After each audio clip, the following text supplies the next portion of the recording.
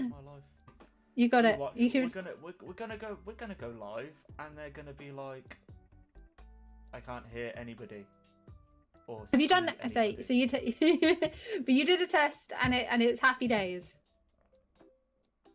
Yeah. Oh, I see the live. I just got the live notification, so I'm gonna click on it so I can see the chat as well. At least I'm gonna that check. works. Hang on, let me check. I just got the live notification, so I'm gonna click on it so I can see the chat as well. At least I'm gonna check. Works. Hey, yeah, no, we're good. Oh, I hate my life so bad. I hate OBS. I hate computers. I hate YouTube. I'm quitting. But no. Okay. Well, if that isn't clickbait, I don't know what it is. Yeah.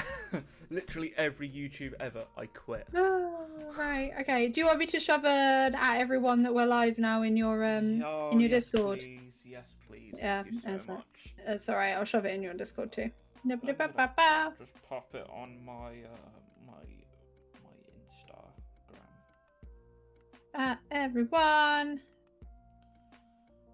Tech issues fixed.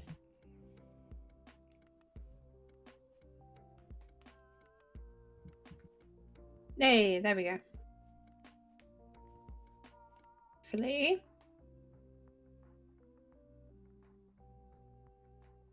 Okay, so I'm just gonna there we go. Live.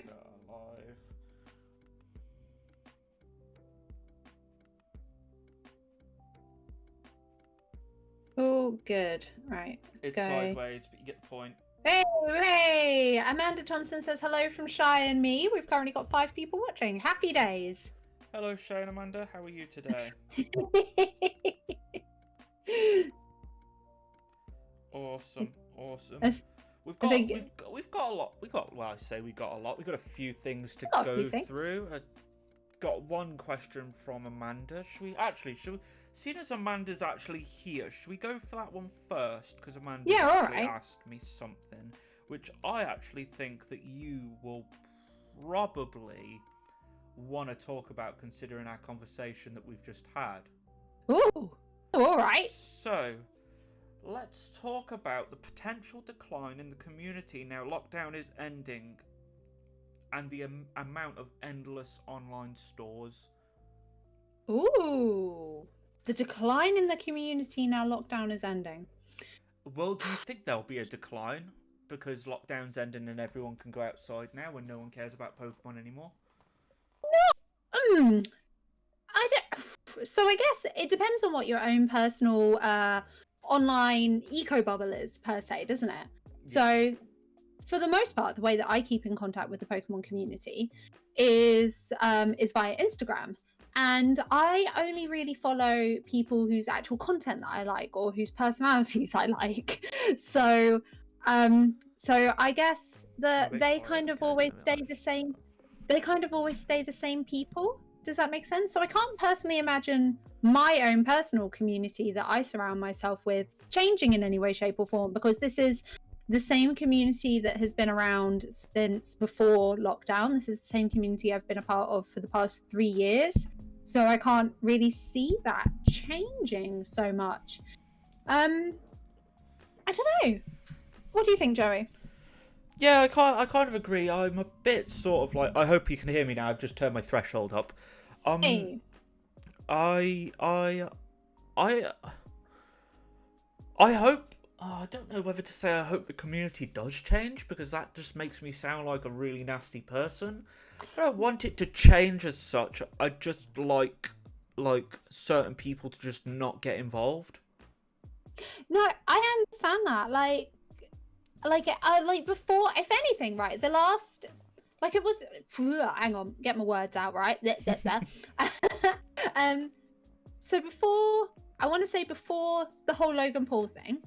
Yeah. Despite us being in lockdown, despite COVID being a very real thing, the community was still pretty nice. Everybody was, apart from one incident that I remember, everything, which was really unfortunate because it was so involving somebody that I really was quite close with at the time.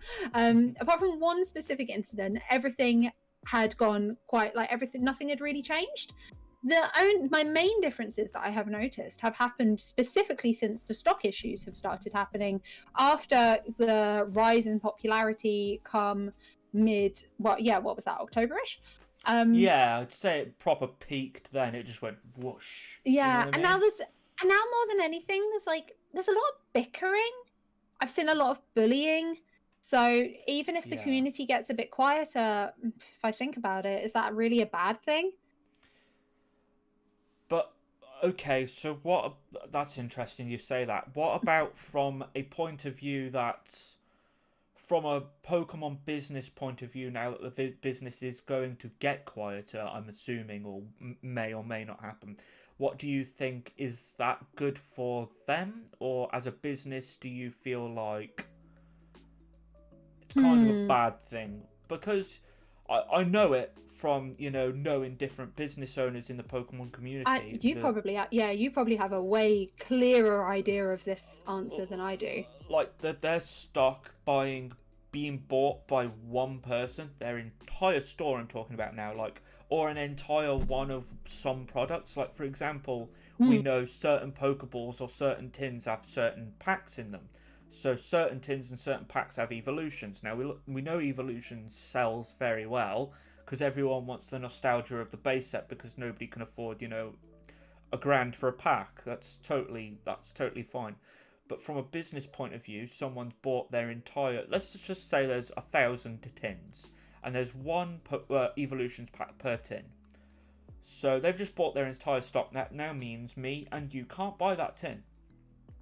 From a business point of view, that's probably good because they've sold out their entire stock. However, depends on what type of business you are. Whether a lot of businesses are like 1 per person or like 3 per household, or it's weird.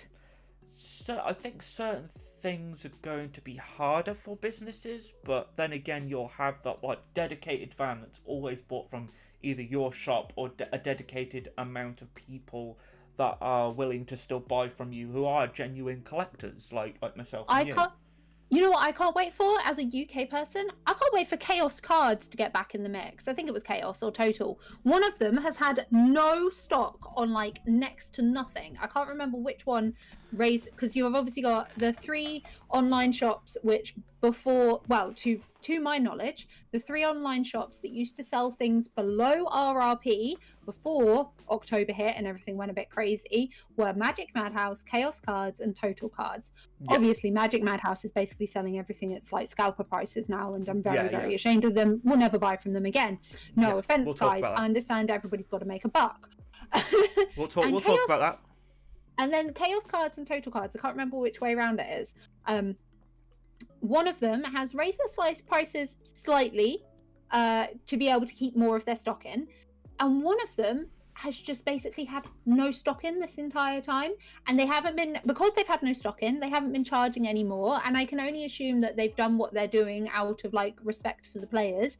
And out of all of this, those ones they'll be the people that keep my custom after this mess.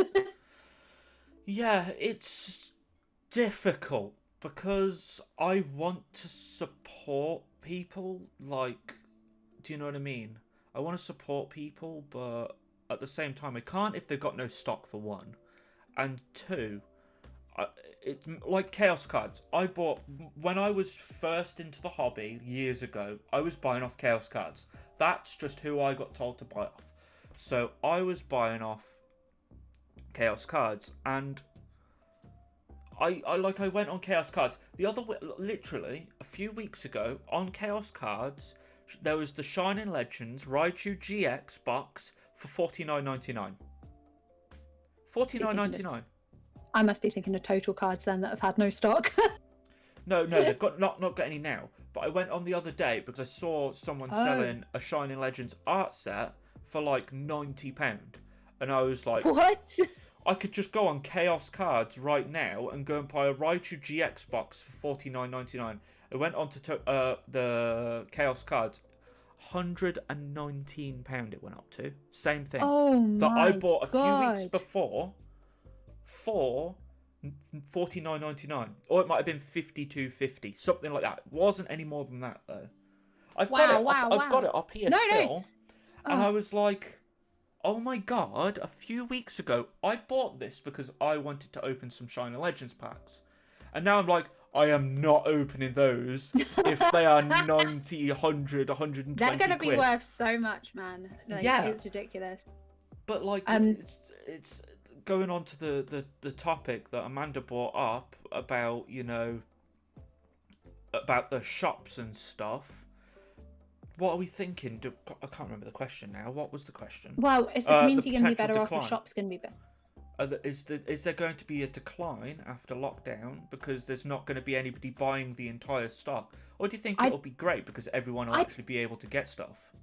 It'll be great because everybody's actually going to be able to get stuff. So let's take... So actually, right, if I take my own personal, like, knowledge of this... Yeah, please. My housemate, she is a Pokemon professor. Normally, once a week, she runs a Pokemon league. She is in charge of the Pokemon card stock for her certain store. Luckily for her, the store that she works for doesn't just do Pokemon cards, but they have stopped doing Pokemon cards while all of this is happening. She doesn't like it. They're not doing it. It's not worth their hassle. It's not worth anybody's time and effort because communication with the big stockists, Bliss and Asmodee, they'll say they got some stock for you, and then all of a sudden they don't, and you feel like you're yo-yoing the entire time. And I think that she's really looking forward to getting back to normal. Everything just being at RRP. Everything being at RRP, and most importantly, just being able to get the stock that she needs to be able to get to run her store, and enabling the kids that I go to Pokemon League with to be able to get stock. Because to my knowledge, apart from the Battle Styles pre-release, they haven't had anything all year. Yeah, it's not good.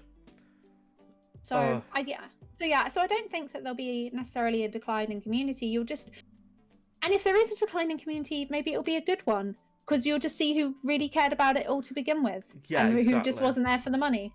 Yeah, exactly. So that's a great subject though, but it's something that I don't think will happen to a point where businesses are going to go bust. No. Because as long as Pokemon keep providing businesses with stock that are a legitimate business that are passionate, as long as you're passionate about a business and you can actually get stock and you can price it correctly, you will survive, no doubt. 100%. That's what I personally think. I think so too. Right, we got quite a large chat going on, so I'm gonna read through the chat. Yeah, I was just about to do that. I'm loving the chat comments, by the way, guys. Thank you so much. Thank you all for watching. All right, Amanda, how are you both? Gotta admit, it's quiet today at Cosmic Collectibles HQ. Excited to watch this. Hey, Amanda.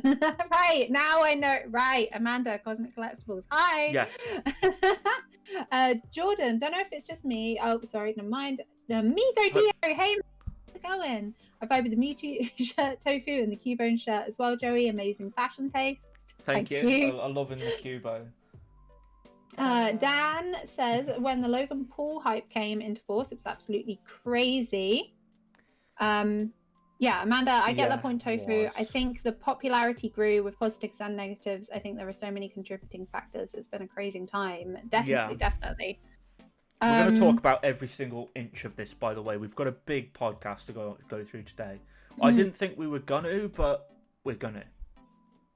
Amanda Thompson, I think Dan said even Dragon Ball cards have now absolutely gone up in price. Yeah, actually, I heard that about 2 or 3 days ago, that they were starting to go crazy as well. Digimon cards, because I don't know if anybody watches Billiam.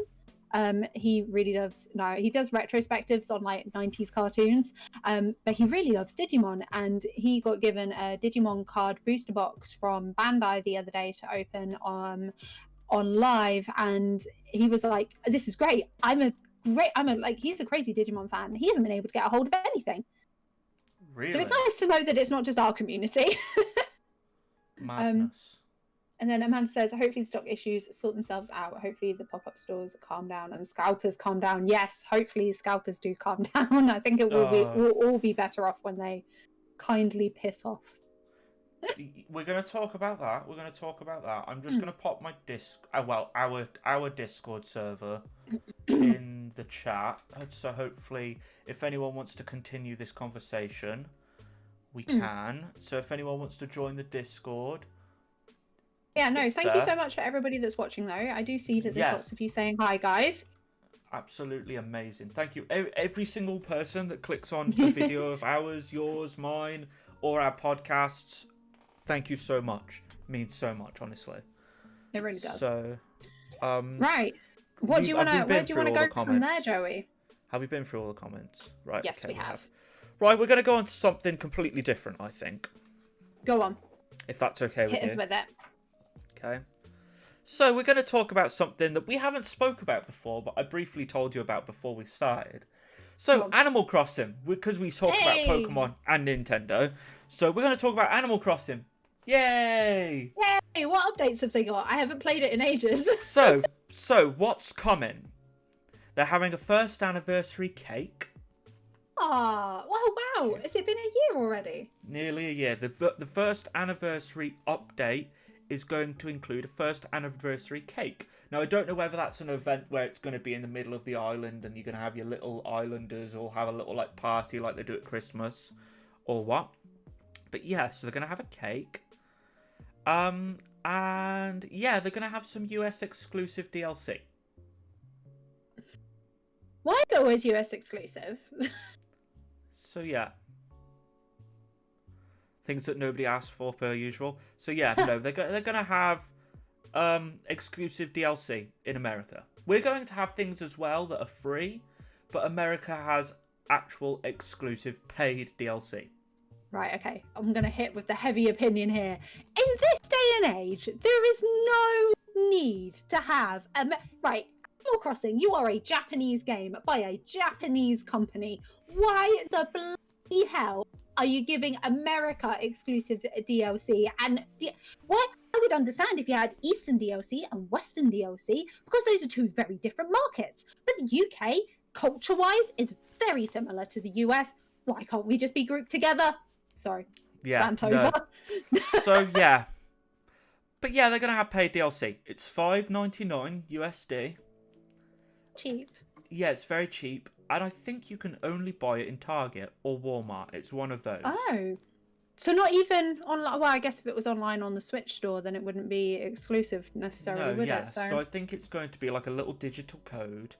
And it's going to give you some like, some DLC things. It's going to give you Good some... English right there. Yeah, I know. It's going to add a few more characters as well, which only the DLC will give you. I bet they're going to be really cute as well. They're going to be really good, obviously.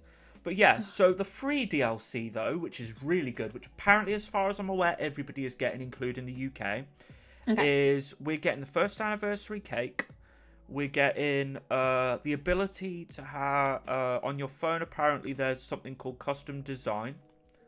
There's going to be something called Custom Design Editor Plus, which you're going to be able to create things like umbrellas, flags, signs.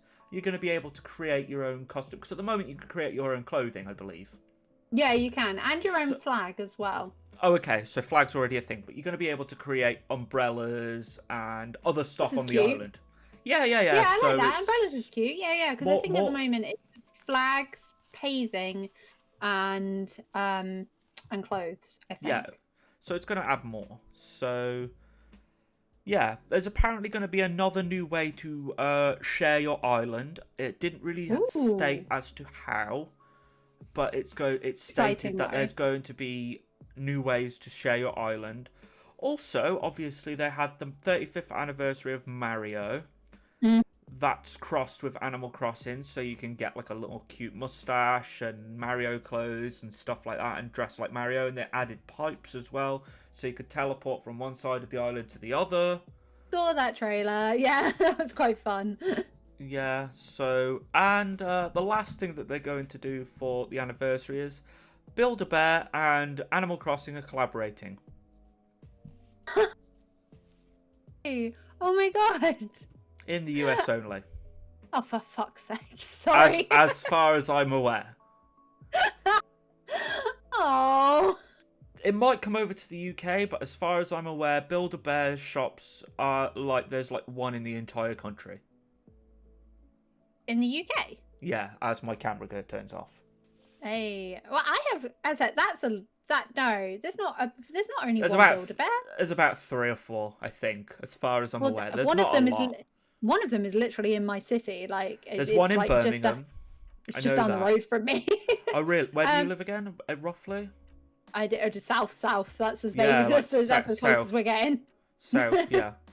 So, yeah, I was trying to think of cities in the south. Got like Southampton, Portsmouth. I don't know whether yeah, Brighton and all that Brighton, jazz. yeah. Bristol. Bristol, yeah. So, but yeah, so Build-A-Bear are collaborating with Animal Crossing. I just want a Tom Nook plush in my life. Right.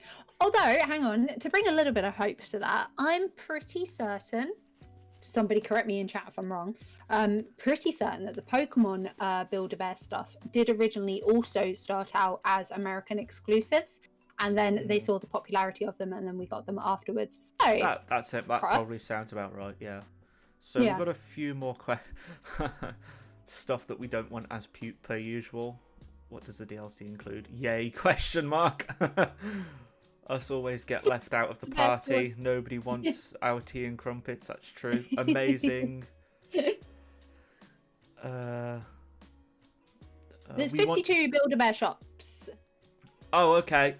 52 shops. That's a lot, actually. I didn't think that there was that much. I obviously live in the middle of nowhere because there's definitely not one around here. Yeah, I was going to say, there used to be one in, I grew up near Reading, and I'm pretty sure that there's one in Reading. There's obviously one in the city that is close to me. In most places that I've been to in more recent years, I feel have a Build-A-Bear.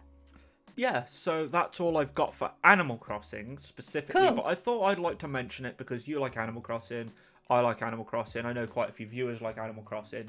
So I just wanted to, it's a good game. I just wanted to let you know if you're outside of the US, they don't care about you and you're being left out. Again. Oh my god. As per Nintendo. Oh, I love it. Oh. Is there anything you want to add to that? Not really. That was perfect, that delivery. I just want to let you know that they don't care about you. Thank you very much. Tea spilt. Done. Yeah, done. Bye. Next. Right, okay. Oh, Animal Crossing news over. Okay. But no, I like Animal Crossing, so I feel like that we should have mentioned it. Hopefully, if you guys like Animal Crossing news, let us know in the comments and we can hopefully bring you some more if they actually announce them. But I believe they only bring them out like per event, so like Halloween, autumn, yeah, pretty winter. much. I think it's pretty what's the basic. word I'm called? Predictable. Yeah. Yeah. It's very I think I just want to echo what Lindsay said in the chat. We want to use the items. I feel like I don't understand why I can't use the items, because some of them you can, like the fishing rod, and you can sit in your chair and whatever, but you can't drink your tea. There's no emote for drinking your tea, or should be, or like turning the TV on and having like a little like on Pokemon they just do you know what I mean? I get what you mean. Yeah, there's not a lot that goes on in Pokemon, but at least you can turn the TV on. Yeah. Like, I'm pretty sure in Pokemon, when it's not a crafting game, you can pretty much, turn your TV on, sit on a chair, and you can go in your item inventory and drink a drink. I mean, there's no emote for it, but you can at least do it. But it's a thing that you can do. Yeah. Do I want some Moo Moo milk, some lemonade, some... Yeah, exactly. Why is it Nintendo never take into account fans' opinions and just do what they want anyway? It's so annoying. Because it's Nintendo. That's why. They may as well all be deaf. Oh, Sweetie Psychic says, can't you change your location? I actually don't know. I am well educated in changing my time, but not well educated on whether I can change my location or not. What, on Animal Crossing? Yeah, can you? Oh, you mean like change your island? I know you can travel to other people's islands. No, I mean, like, can you change your Switch to be... Because obviously you can change your time to be like non-GMT time per se, and you can change your island position. But I assume that what she means is, can you change your location, as in can you change your switches whereabouts of where you are? Does that make sense? Oh, I'd imagine there's probably a way. Yeah, I've never looked into that before though, so sorry, I don't have an answer. Me too, sorry. You just want to use the teacup ride in the middle of your own town? Yeah. Yes, totally. You can get so many cool looking rides and you can't use any of them. Yeah.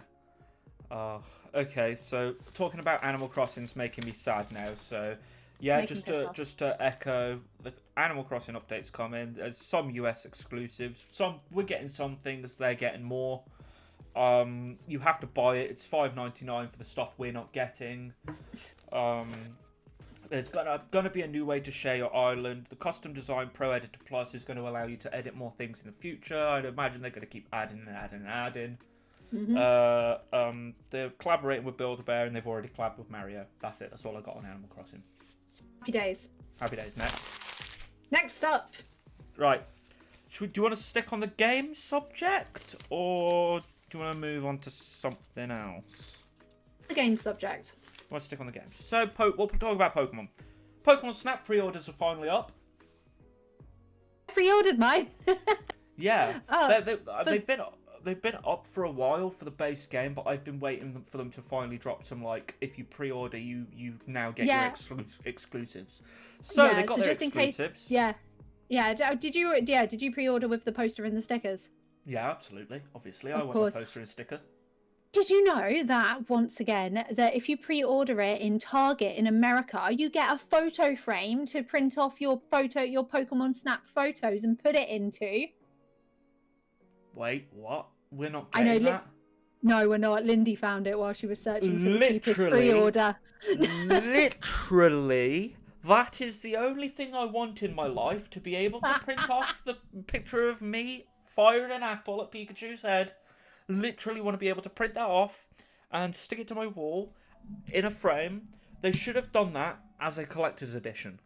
They should have, but hey. Opportunity missed. It is your own fault. I am now going to go to B&M and buy myself some $1.99 photo frames and stick my photos up by myself. So you've missed out. That's your fault. I have no sympathy.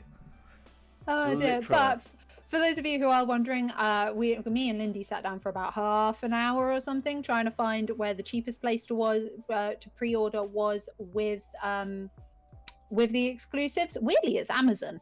Yeah, I agree. Yeah. I ordered mine off Amazon. Yeah. But if you don't want the exclusives, it looks like it's Zatu Games. Yeah. Which is a company that I have used before. Or what are those people that just do the codes? Yeah, Shop 2. There we go. They're not too bad. I looked at Shop 2 and I was like, okay, they usually have pre-order bonuses. Weird. Went to the Nintendo store. Game by itself is like 50 quid. I was like, not happening. No. Yeah, so I went to Amazon just to double check that they hadn't put anything in. And oh my god, it's the cheapest. $44.99. It's the cheapest. And you get a poster, and you get stickers. Thank you very much. I will order with you, and I get it on Prime, so I get it on the exact day. Brilliant. Exactly. Chances are, actually, to be honest, but for Amazon though, Amazon's actually one of the thing that was like tipping point for me in Amazon is the amount of times I've seen people get their products a day early from Amazon is unbelievable. Really? Oh my god! I do hope I get it a day early, but I'm not going to count on that. But I hope so. The amount. Yeah, Lindy got when Sword and Shield came out, she pre-ordered us both. I'm pretty certain Sword and Shield.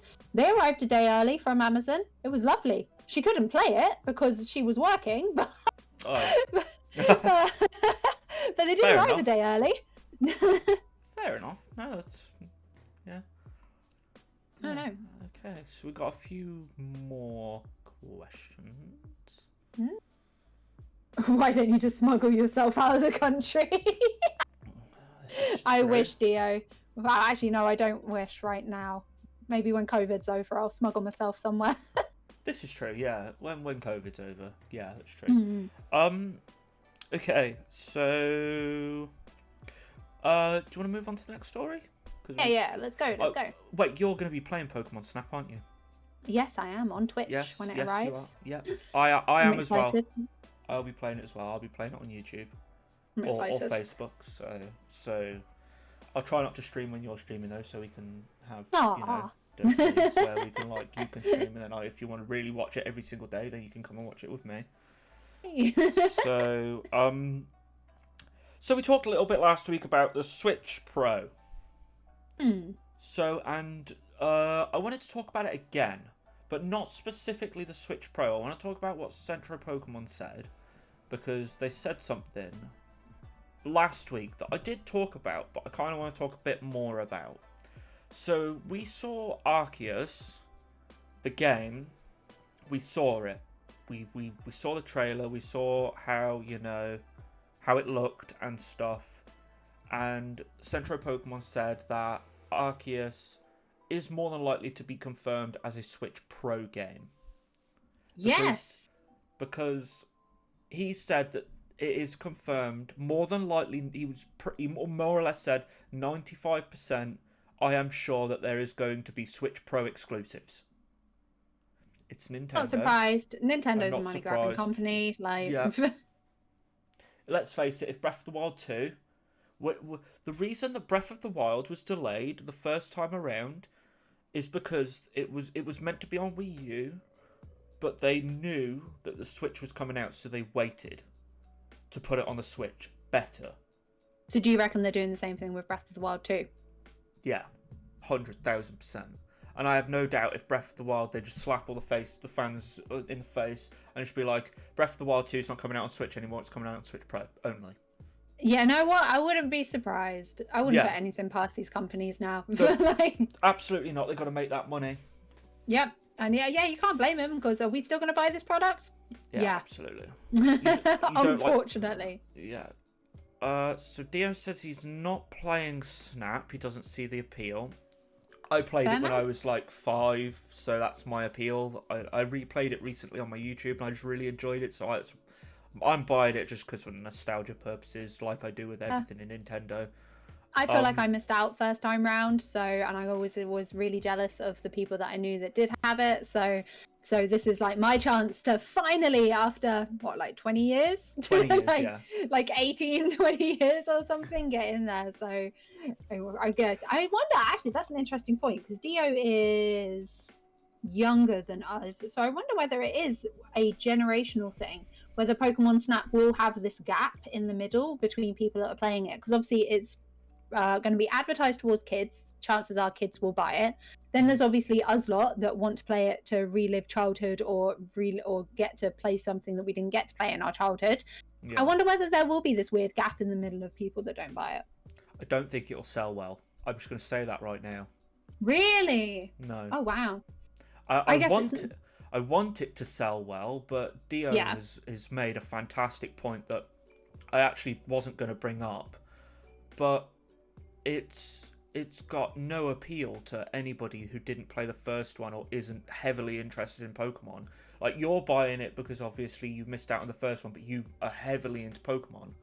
I'm buying it because I played the first one and I loved it, but I talk to people about it and they're like, well, I don't see the appeal. I'm just taking pictures of Pokemon, and I get that. Hey, oh my gosh, everybody! That's so strange, because everybody I know in real life is really excited for it. I was talking about people online because I have no IRL friends.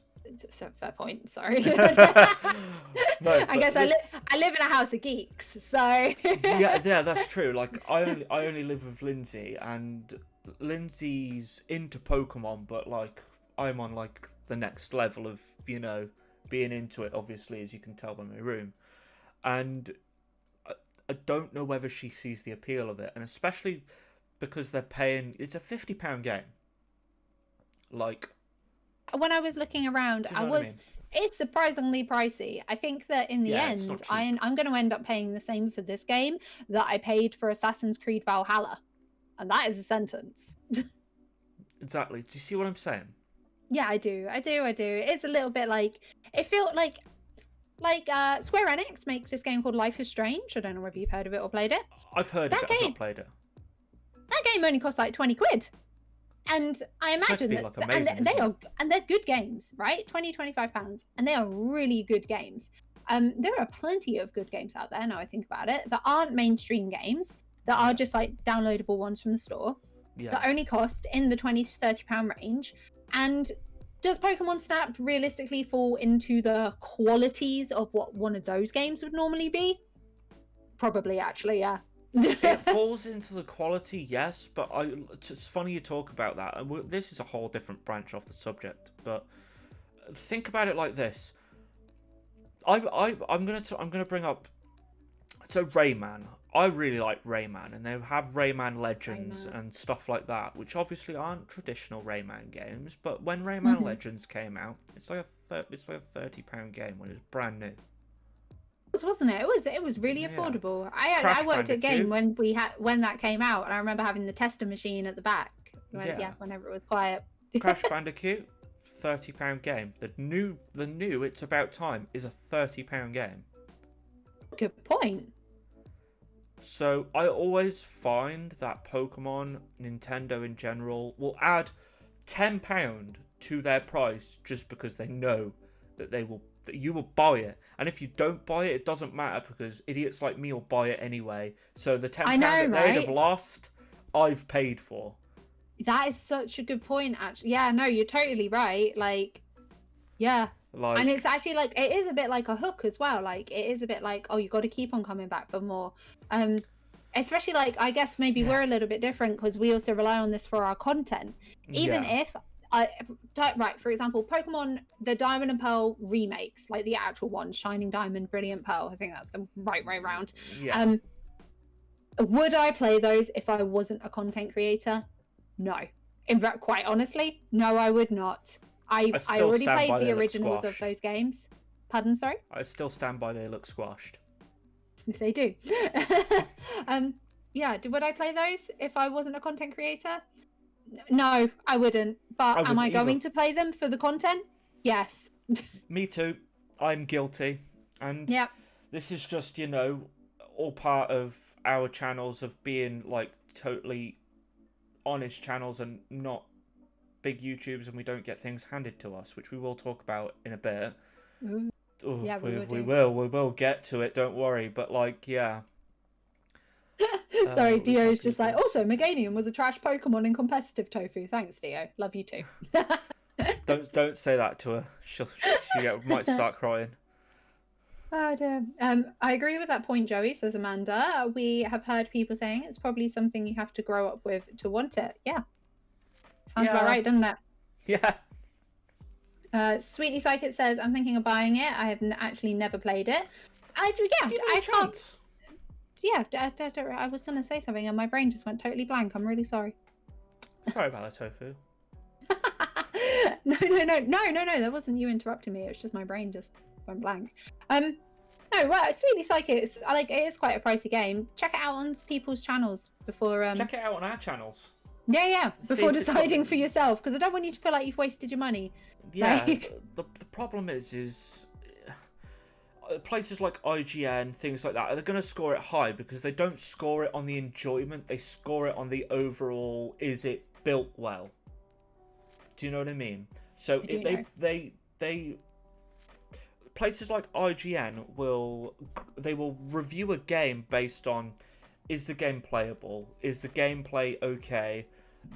Is it broken? And does it look good? They don't say, oh, have I enjoyed this experience? Because they're not going to tell you that. Because that's something that is different by person. So I've actually found it weirdly a lot this week with not pretty off topic, but still nerdy. Snyder Cut was released. And I sat down and watched it on Thursday night, the whole 4 hours through.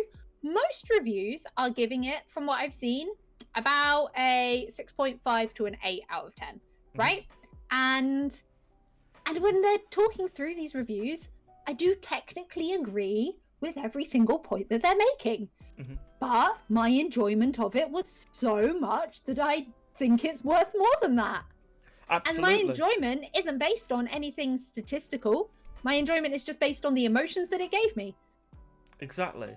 I think the thing is a reviewer's opinion or a review is an opinion, and my opinion might be different to Tofu's, But the thing is the only way you can even it out is just by giving it bare, does it look good, does it play okay, and that's it.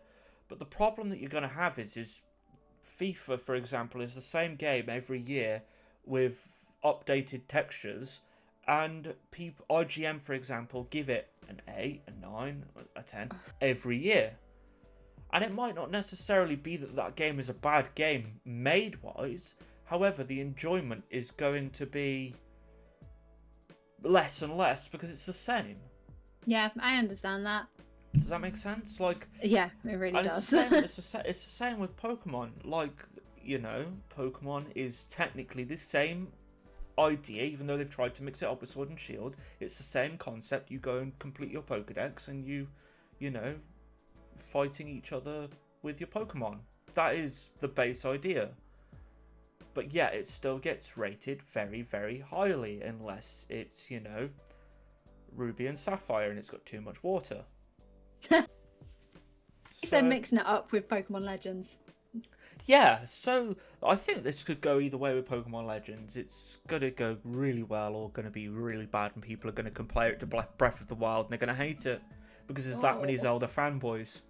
Oh, I hope that they love it. I just know I'm going to love it. I know I'm not going to care. I know straight off from the get-go. I'm sold. I'm going to like it, and that is okay. Yeah, I'm in the same basis as you, but I'm in the sense of I'm going to like it and I'm going to really enjoy it. I know that, but if the game is too short and it takes the mick, I'm going to have to step in and be like, right, okay, I love the game, but you've given me 5 hours of content here, type thing. Do you know what I mean?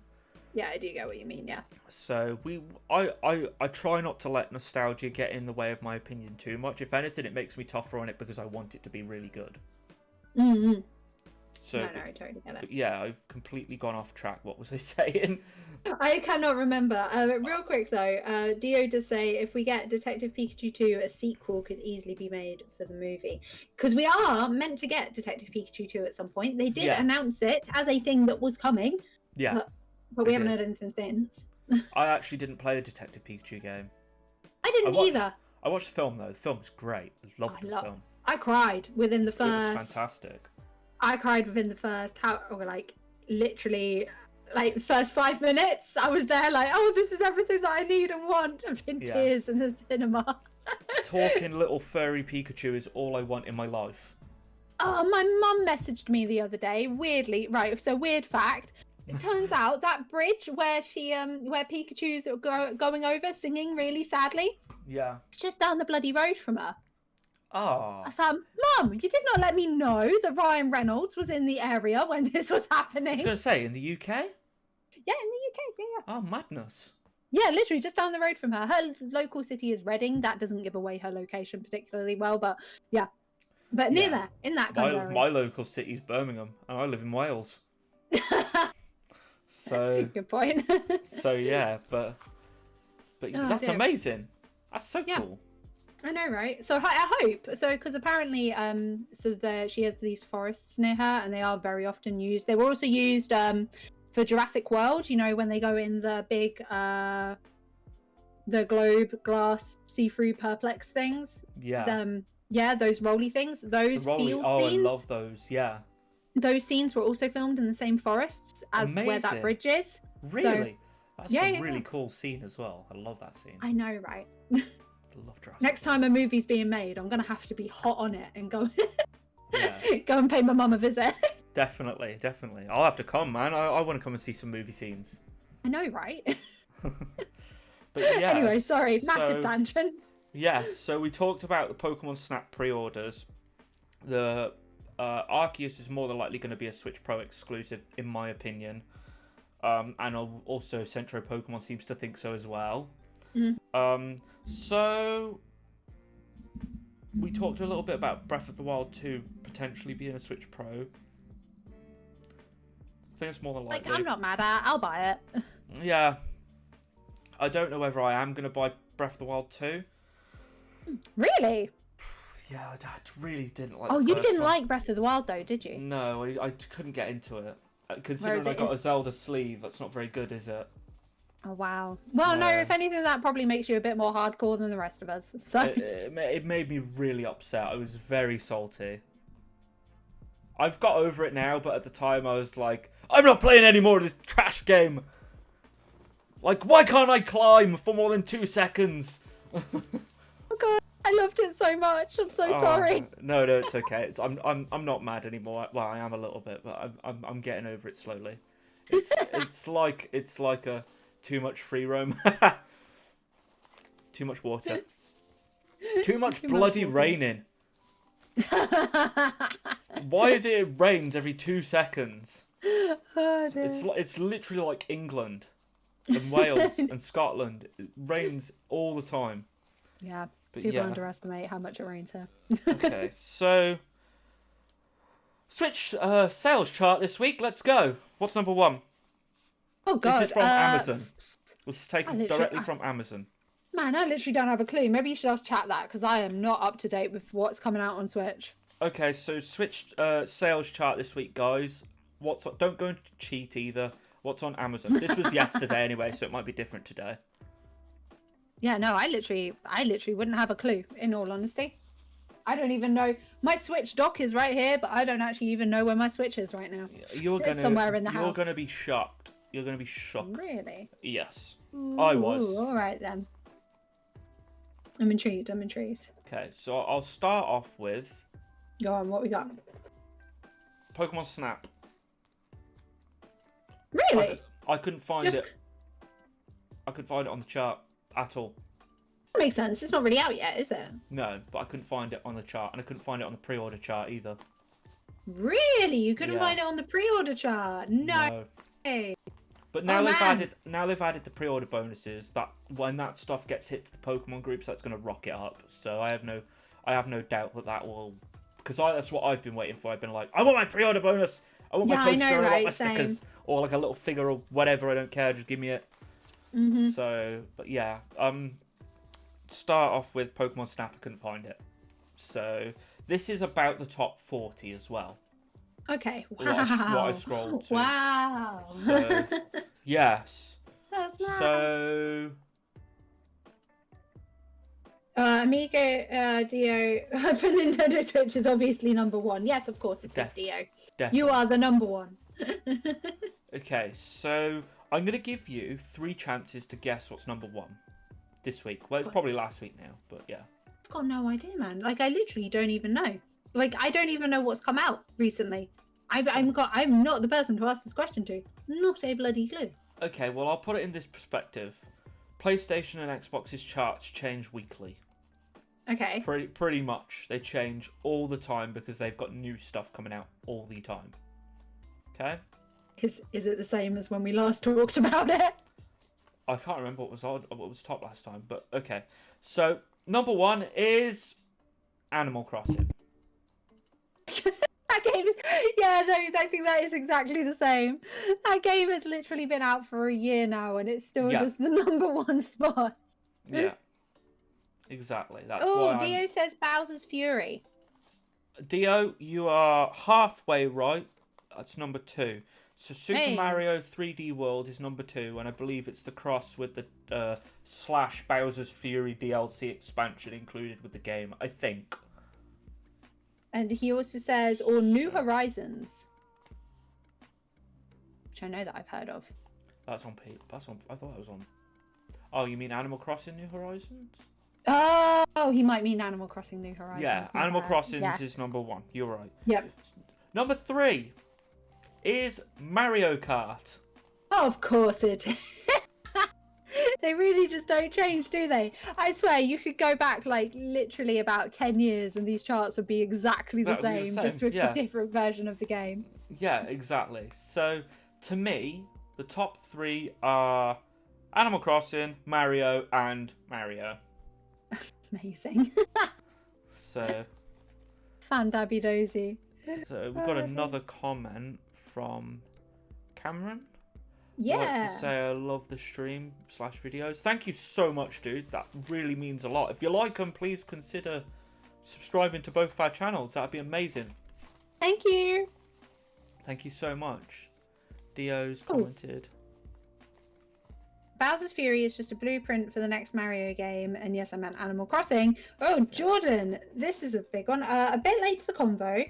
What you said earlier, I don't think the Switch is region locked, so you can change stores. But I think you need an account from the area, so you want to be able to use USA exclusive. Oh, there you go then. Okay, thank you for that, Jordan. Yeah, it's very clever like that. Oh, and thank you for sharing the stream, Sweetie Psychics. We really appreciate it. Oh, thank you so much. Mm-hmm. Joey, I'm catching up. You better hit the 1K before I hit 800. Oh, oh, that's a challenge. You know what? I bought so many videos last week as well, but my subs count is going up very quickly, so we'll have a race. Wow. I'm nearly at 3K. I can't remember where I'm off 3K. I remember when you were on like 2.2. Yeah, I know, right? We've gone up quick. I think I'm like either 10 or 20 subs away from 3K now. Oh, we'll have to have a party like we'll have to have another stream like this, like a special one. No. The special stream will be at 5K. Oh, you think not 3? I'd have a 3K special stream. Sorry. I'm having a 1K special stream. Yeah, opening them rocket boosters. You have to have a 1K special stream, man. Like, that's the monetization. That's true. Okay, so what was I talking about? Yes, so Animal Crossing is 1, Super Mario 3D World is 2, Mario Kart is 3, and pre-orders for Skyward Sword HD are go. Oh, they're number 1, right? Surely. No. Because it's just no. 5. 5. No. 10. That's just what I was like. I was like, what?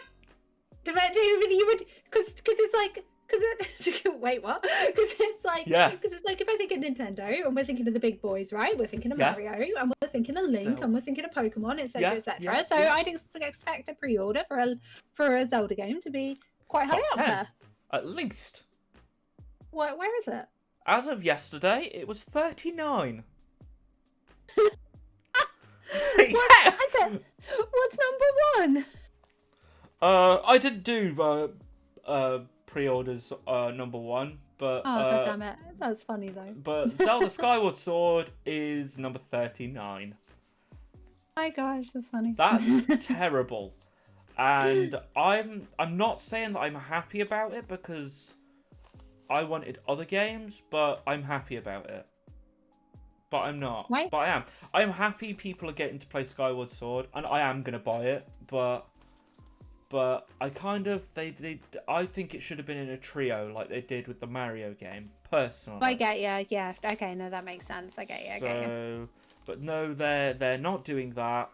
They are feeding you one game at a time, rather the Mario are feeding you 3 games in one. Fuck it. I am not salty about it at all. Nope, not salty. Joey's never salty. No. I'm not salty, I'm just disappointed. But yeah, no, it's 39. Pokemon Sword and Shield is number 12 as my camera goes off. Dio says, Daddy Sakurai played Among Us the other day, so maybe we can expect imposter in Smash. That'd be quite funny. I'm not even gonna deny any Smash character is possible at this point. I was a bit of a gloaty moment, but I had a really warm feeling moment the other day. The managing director of all of the Kirby of the Kirby games, the current managing director, liked a load of my Instagram pictures with Pandora the other day. Sorry. Amazing. That's so good. Sorry. That's so happy. That's really cool. I like that. I like that. Sorry, yeah. A wee bit of a gloat. Did you have a cheeky inbox as well? No cheeky inbox. I wish. Okay. Could be one day, maybe. Never know. You could be like the face of Kirby. And you know what? I'd be well happy about that. Kirby has been my number 1 Smash player since Smash Bros. You main Kirby? Yeah, no, he's my main. Yeah, I love a good cat. Yeah.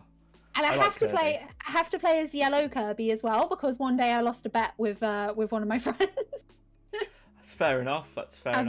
Yeah, I've been playing Yellow Kirby since I was 15. 15. Oh, okay. Yeah. Okay. I like Kirby as well. I don't main Kirby. I usually main Pikachu. But I do like Kirby. I like Kirby. Pikachu's I like also Pikachu. good. I like Charizard. I like Bowser and Link. Yeah. Those are my 5 go-to. Everyone else I'm terrible with. I can be good. I've got some of the other ones that I'm like, no right with is Palutena and Shulk, weirdly. Oh, okay, yeah.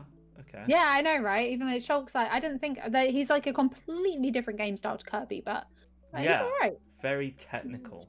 Yeah. Fair enough. Pichu is superior to Pikachu. Don't say that. No. No, I don't really use any other Pokemon. I've used Squirtle a little bit. I wasn't very good with him though. Kept falling off and didn't know how to get back up. Yeah, I know, right? Because he does the thing where he spins along in his snout. Yeah. I just fly off and whee. Oh damn. Oh god. Okay, so yeah, so that's the chart. Animal Crossing's first, Mario's second, Mario Kart's third, Skyward Sword is 39 on pre-orders, and Pokemon Sword and Shield is 12 on the normal chart. So that has managed to stay quite high up there. It's pretty beefy. That's good, considering it's quite old now. Yeah, Might be because of all the Pokemon hype, though. Probably could be anything at this point, but yeah. So let's move on. GameStop were meant to have a Gigantamax Flapple event. Did you know that? I did actually, because I saw some people because they were giving away. It's the first ever card that is stamped with the GameStop logo. So they were giving away that card with the Gigantamax Flapple, and I saw the card circulating on Instagram. So yeah, but it's cancelled due to COVID, like everything. To be honest, that's good. God, what was it? There was something that we did have in the UK right at about middle last year, after March last year, and I cannot remember what it was, but I do remember that the only way to get it was to go into, I think it was an in-game Pokemon. I can't remember. Was it a Zero? It was the shiny Zeraora, wasn't it? Was it shiny Zeraora? No, that was Pokemon. Oh no! When you go into game, I've got a leaflet for that somewhere. Yeah, you had to go into game to get something. Yeah, it was right. Zygarde, it was right in the middle of.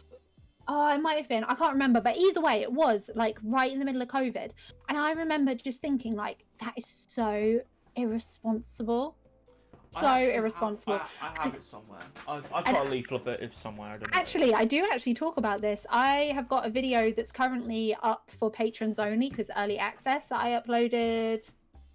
I don't know, probably about midday today, that I'll be making live for the rest of the world at some point this evening, where I do actually cover this a little bit, because Pokemon the movie Coco is the theme of the video. Will we get to see that in cinemas, or is it going to be like an HBO Max experience? Oh, I only cover it briefly in said video, but it does concern me that these companies might force us all out to go to the cinema when COVID is still very real. I don't want to be around people. Pardon, sorry? That makes me nervous. Right? Because I don't want to miss out on a Pokemon movie. Yeah, of course. I mean, because I want to protect my health. Yeah, I mean, have you had your jab? No. I have.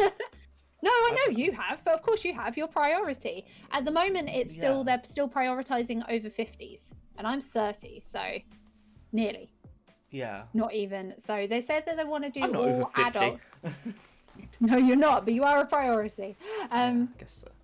Yeah, but so they said they want to do all adults by the end of July.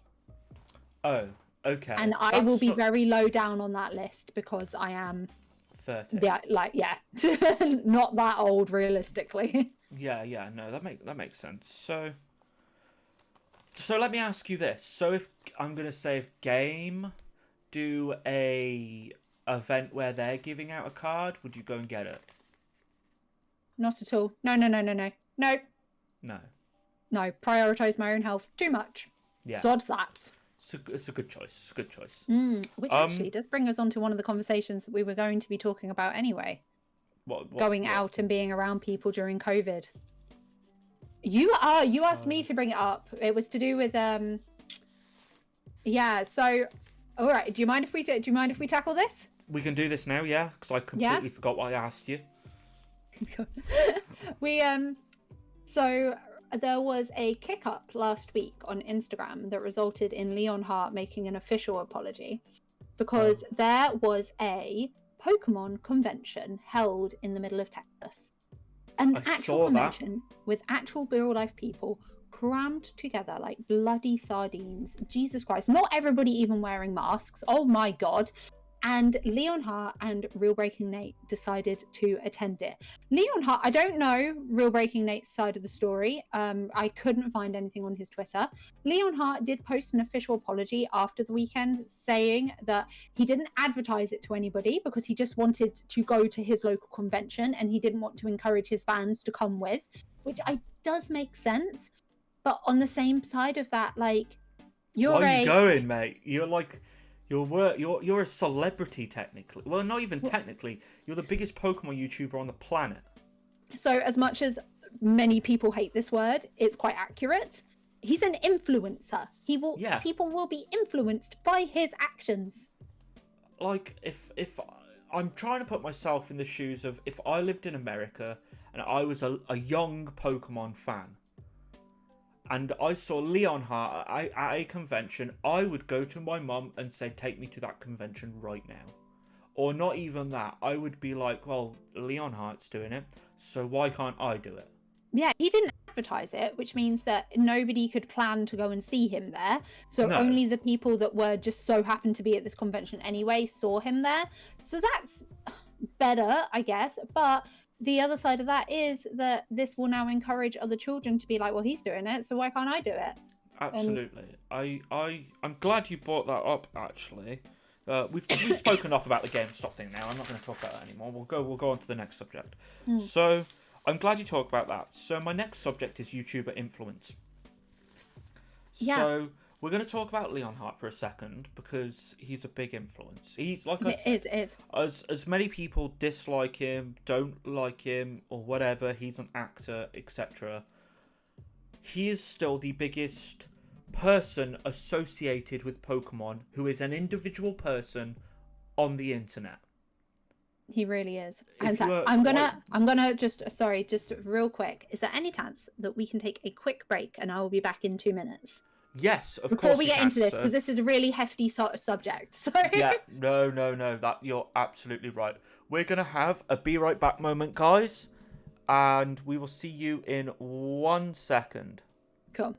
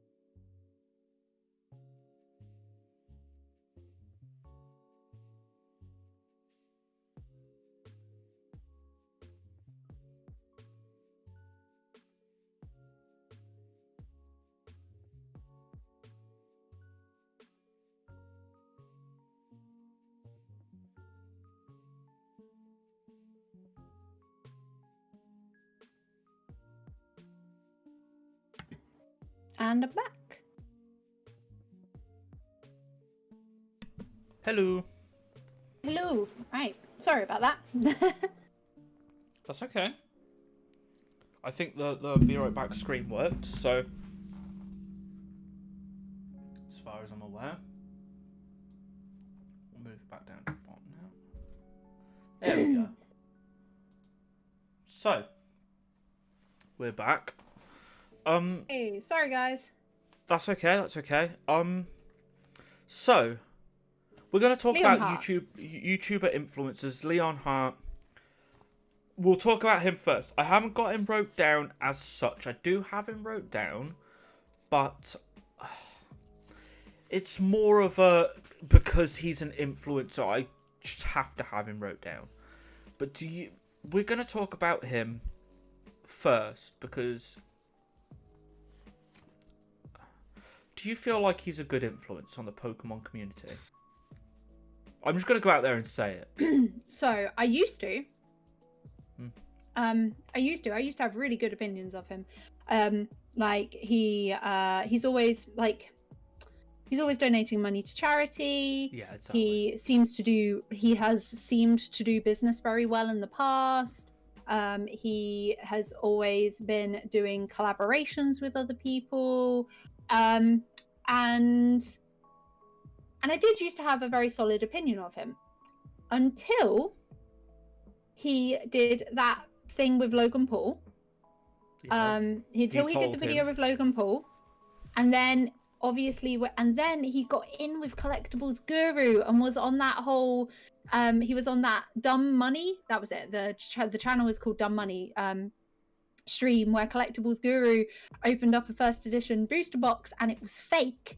And Leon Hart was one of the people that was sitting there going, "Yeah, this box looks all right to me." So, which just obviously means that I don't know. Maybe I feel like maybe he lost his way a little bit. Yeah, the thing is with YouTube, we're not gonna lie. YouTube, if you're a big YouTuber, it brings a lot of money your way. It will, we're not gonna deny the fact that being a big YouTuber, not us. No, not us. No, because we're minute in compared to these people. Like 1,000 subs to me is my life goal. 1,000 subs to him is what he wakes up to in the morning. Like it really is. The stark contrast is huge. They're nothing. So I'm gonna say this in hopefully no offense, but they are actors. They get to the point from being people to actors. Yeah, I understand that. One of the reasons, Unlisted Leaf. One of the things that I like about Unlisted Leaf, despite the fact, so I guess this kind of this ties into the title that you called this, talking about Frosted Caribou's State of TCG video, right? We're going to talk about that. Yeah, because she does point this out in it. And I do have to say, one of the things, while Unlisted Leaf hasn't brought up any of the issues to do with the TCG, he also hasn't really been a part of the issue either. He's just been chilling and vibing, buying products and opening them. And which is what you should do as an influencer. And I appreciate that he and he is very actory, right? He overhypes stuff. He throws his chair off. He does these funny skits where he's running around his town with the Pokemon card, looking at it like, and I appreciate that, right? Because it's entertainment. Yeah. But is it acting? Yes. I think there's a difference from being happy and excited and like, oh, look at this sick card, like, because when we open cards, not very often because we can't find any, but when we do open cards, like I've just done a box break and we pull a card, we do genuinely get excited, and I'm sure these do as well. No, I'm sure they do too. But I don't think I've ever flipped my chair over at anything. No, I couldn't afford to have it break. If I flipped over my chair, it would go into all this stuff. Yeah, like, this is my life's collection, and look how minute it is. Like, it's just, the contrasts are, there's just no comparison. They are actors, and we are people. We're not, like, Leon Hart, Unlisted Leaf, whether their viewers like it or not, they are a character. Do you know what I mean? 100%. Yeah. No. And it goes to a point where you have to make a decision in your YouTube career on whether you want to be a character or whether you want to be a person. And a lot of people are choosing to be characters, and a lot of people are choosing to be just people. And Leon Hart made that decision in his brain to go from a person to a character. He did. 100%. Yeah. Simply because of how his videos are. Like, in a realistic world, if you were to open a first edition pack, and I don't care what anyone says, the likelihood of that being a first edition Charizard is so minute, it's unbelievable. Yet, on his videos, every single video is a pull. It's a hit. It's this. It's that. That doesn't happen in the real world. I opened a booster box, and I didn't have a single Pikachu in a Vivid Vault booster box. Like, not a single one. Not a single one. No full art, no VMAX, no rainbow, no nada. I got nothing. But my point is that may have been very unlucky. However, he opens a single booster and happens to pull what he wants. Now, there's been a lot of researching going into, Leon Hart's character and if his videos are rigged.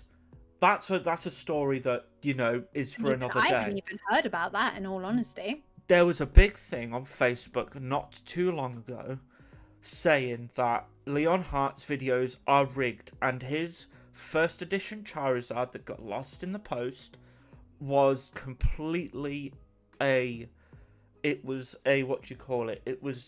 something to get in views. It was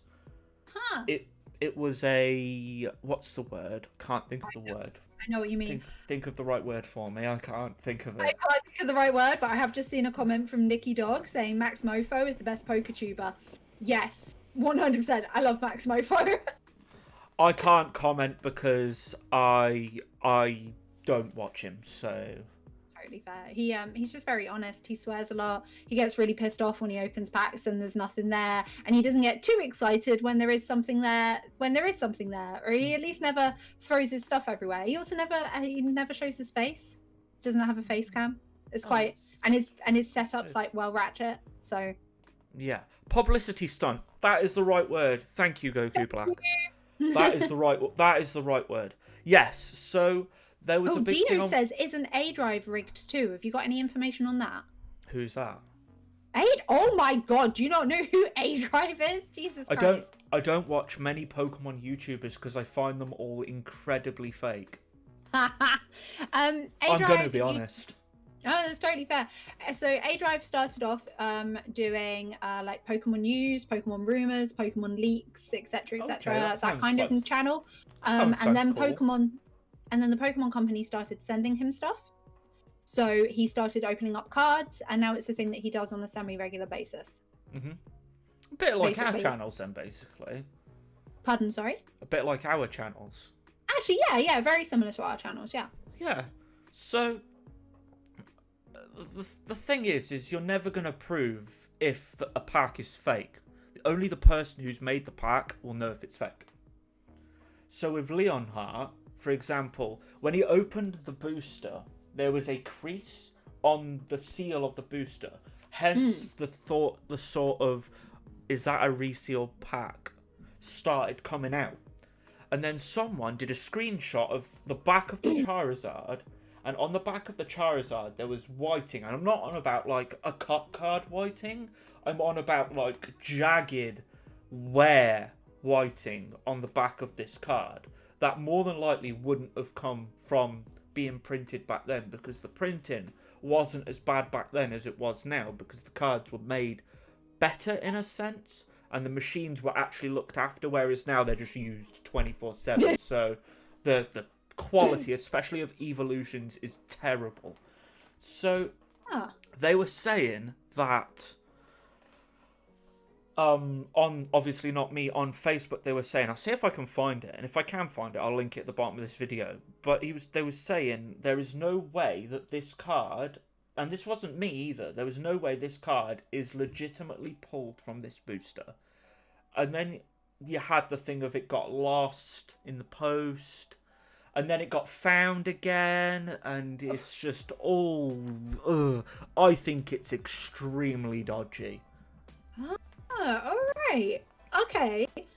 I don't know. It's so really stupid thing then.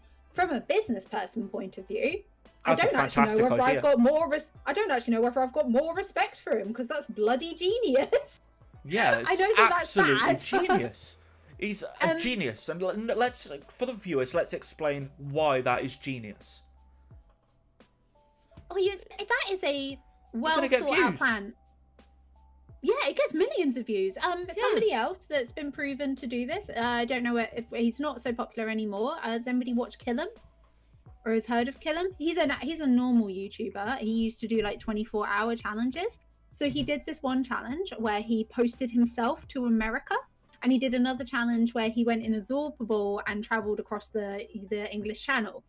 Both of these videos, according to people on Facebook and Instagram and whatnot, have now been proven as fake. Some of his videos are real. Yeah. But these are some of his highest grossing videos. Yeah. And it's genius that somehow he managed to fake them. Yeah, the thing is Leon just Hart, for the views. Yeah, but I'm going to go on to that because that's a really good point. So Leon Hart isn't just... I just want to say this. These YouTubers that are worth millions, Leon Hart is not going to just be himself. He's going to have a team. He's going to have editors. He's going to have lawyers. He's going to have people sitting there in a room thinking, right, how can we make more money? How can we make views? How can we make people watch us? With his very often YouTubers are a part of agencies. Yeah, with his very like Goku Black's just said, his thumbnails are very cringy. He has the same thumbnail for every video, and why? Because it's very clickbaity. It's very, very, oh, what's he pulled? I pulled this. I pulled that. I finally pulled it. I just pulled a $50,000 Blastoise. Whatever. They're very, very clickbaity videos, and they're very, very clickbaity thumbnails. And why can he do that? Because he has millions of views and subscribers already. So you are going to want to know what he's pulled. And more than likely, in the title, he's going to have pulled exactly what he says in the title.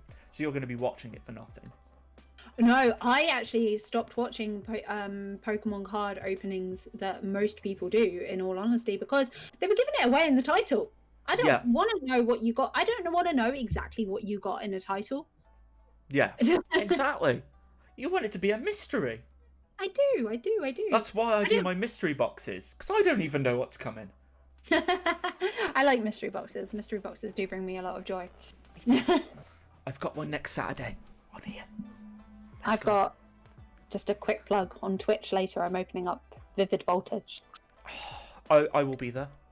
If you pull that chonky boy, I'll swap it you. For like 10 waifu cards.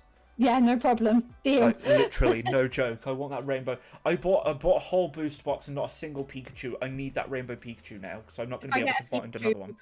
Don't worry, because I'm not that strongly attached to Pikachu, so okay, we'll trade. Okay, thank you. Thank you. I'll have to see what waifu cards I can pry out of my possession.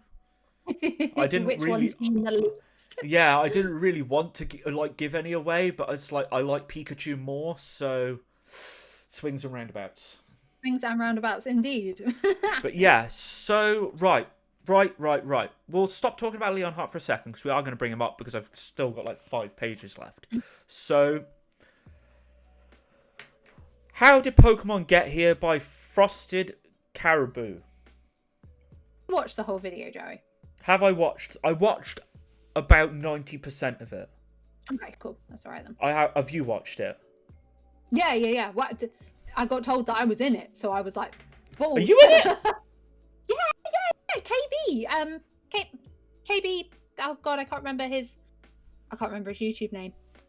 KB in the chat thingamabobby. He messaged saying, "I recognize this face," and I was like, "Oh, wait, that's me." Holy crap! Congratulations! You're famous now. I'm one of those people that's like included at the beginning of the video because I didn't see that. Because I made 2 videos in general on the general state of Pokemon at the moment. One, there was the calling McDonald's video, because I do call out bullies in that one, and then the other one was like a continuation of that, where I talk about how we physically got here, which is actually a very similar video to Boo's, but Boo's goes into way more depth. I just want to say this. I just want to say this right now. I'm not going to name names because I really don't want to give this person the time of day. But someone lately was ripping into Pokemon YouTubers, saying, especially Boo, saying how, like, oh, I'm really sorry if there's any children watching, but oh, she's got her boobs out for views and all that, and she's literally wearing a turtleneck. And it's like... Right. And she was proper calling her out. He called me out, and I don't appreciate it. And I just want to... I'm not naming his name because I don't want to give him views. I know you're I'll tell it you afterwards, but I'm not. I'm just for chat purposes. He's disgraceful to the community, and I don't want to give him views. And I hope he watches this as well. So... I'm intrigued. No, he really made me angry because he was saying like how bad my videos were, and then he went on to talk about Boo as well and telling her how bad her videos were. Right. So it was really bad. But anyway, I just want to say Boo's video. I've not watched her before at all, apart from this video, and I want to say the video was absolutely fantastic. It was great. So well made. It's so I can see why it's got so many views, because it is brilliant. And if you haven't watched it, go and watch it, because it is a fantastic video on a breakdown bit by bit on what is actually genuinely wrong with the community right now. And I thought it was brilliant. It was 100%. It was spot on. It was so in depth. It was very emotional as well. The way that she put all of those clips at the beginning and tied them into the storyline of everything. It was so well edited. Well done, Boo. Yeah. No, 100%. If you ever want to collab, hit us up. I'm gonna be really honest, and I don't mind going on camera saying this because I'm admitting that I was wrong. When I first ever saw Boo was probably about 2 years ago. Yeah. And she did used to wear very low cut tops and very short shorts. I see. I've not seen that. She did used to. Right. She hasn't done it in ages. Yes. It was like, and I get, look at her. Also, from a woman's point of view, I get why she did it. Yeah. I get why she did it, because she did it to get the views, and then the minute she got the views, she stopped doing it, and she just became herself. Yeah, that's fair play to her. She's done it right. Yeah, like, and so I do understand why she did it. Was I jealous? Yes, like, because I don't want to. Some people can do it, right? Some people can, and this isn't right. So this isn't against anybody. This is just some people can do that, and some people can't. And I have a lot of respect for the people that can. I'm just not one of those people. Does that make sense? I do genuinely everyone's different. and wholeheartedly respect the people that can do that. That can just make those. What's the word I'm looking for? It's just a decision, isn't it? This is what's going to get me the most views, the quickest way, more money. I need to create a business out of this. Let's go. So I do have a lot of respect for that. Absolutely. But I was a wee bit jealous back in the day. To be honest with you, like I said, I'd never heard of her until this guy started calling her out. And then obviously someone on my Discord, if you haven't joined my Discord, links above, go and join my Discord, or below if you're watching this afterwards. All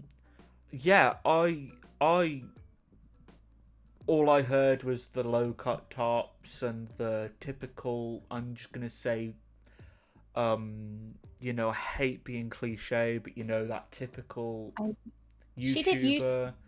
She did used to, but since she got a bigger platform, I'd say it was around about the time that she hit about 10k subs, she stopped, and she just became so much more relaxed, and she just became, and since then she's like really come out of her shell, and now she talks about her actual passion for playing the actual card game a lot more. She was saying that on the video. She and it's nice to see her come out of her shell, and she's just like video. she's actually like super wholesome and really nice. She came across as really, really nice, really caring, and very, very knowledgeable, which you don't expect. Yeah, I guess I did expect her to be knowledgeable because I knew that she'd been in the scene for a while. You see, I'd obviously never heard of her, and all I heard was this guy chatting about her on YouTube, calling everybody out and saying how terrible she is. So I was like, I'm gonna have to go watch this video now. So I went and watched it, and obviously, I'm absolutely blown away. It was fantastic. It was like on same level knowledge as what I would class as you. It's like unbelievable. Do you know what I mean? It was just so much more in depth than anything that I've ever made. Oh, like... no, I don't know about that. Your videos are very in depth, but just shorter. Hers was very long. I guess, yeah, it took us on an emotional journey, which, in all honesty, I think is almost a bit. So it's gone viral, right? And I think that's probably speaks for how cathartic it is to watch. And I think that cathartic is actually the right word. You're gonna have to tell me what that word means. Sorry. Oh, cathartic is like getting something out of your system. You can live through it. Yeah, does that make sense? I'm feeling it with her. Yeah. Yeah, if you find something, like you might find, like you can say that if you've had a bad day at work and you come home and play video games, that's cathartic because you're shooting things in like a therapy. Destiny or COD rather than being angry in the real world. Does that make sense? Yeah, no, that makes perfect. Yeah, I never really thought of it like that, but it's a really good point. As my camera turns off again. But yeah, so I think that it was almost quite cathartic, and I hope that everybody else felt like that too. That it was like that for most people that watched it, because you feel like all of a sudden you've got people that you can relate to, and it was a great video. It was a really great video, and I implore you to, after watch this, go and watch that, because it's she needs some credit for that video because it must have took her bloody ages to make. But also, kudos to her because she is an influencer. She has a larger platform, not as big as Leonhardt or Unlisted Leaf. Well, that's what she says. That's what she says in the video. She's like, "I'm not as big, and because I'm not as big, it's actually affecting me." Fair play to her. Yeah, and but also she took, in those words, she took responsibility for the larger community as a whole, which is great because now people have something to look up to be able to apply the same levels to themselves. Does that make sense? Yeah, absolutely, of course. I've got a paragraph here of what she actually said. Oh, go.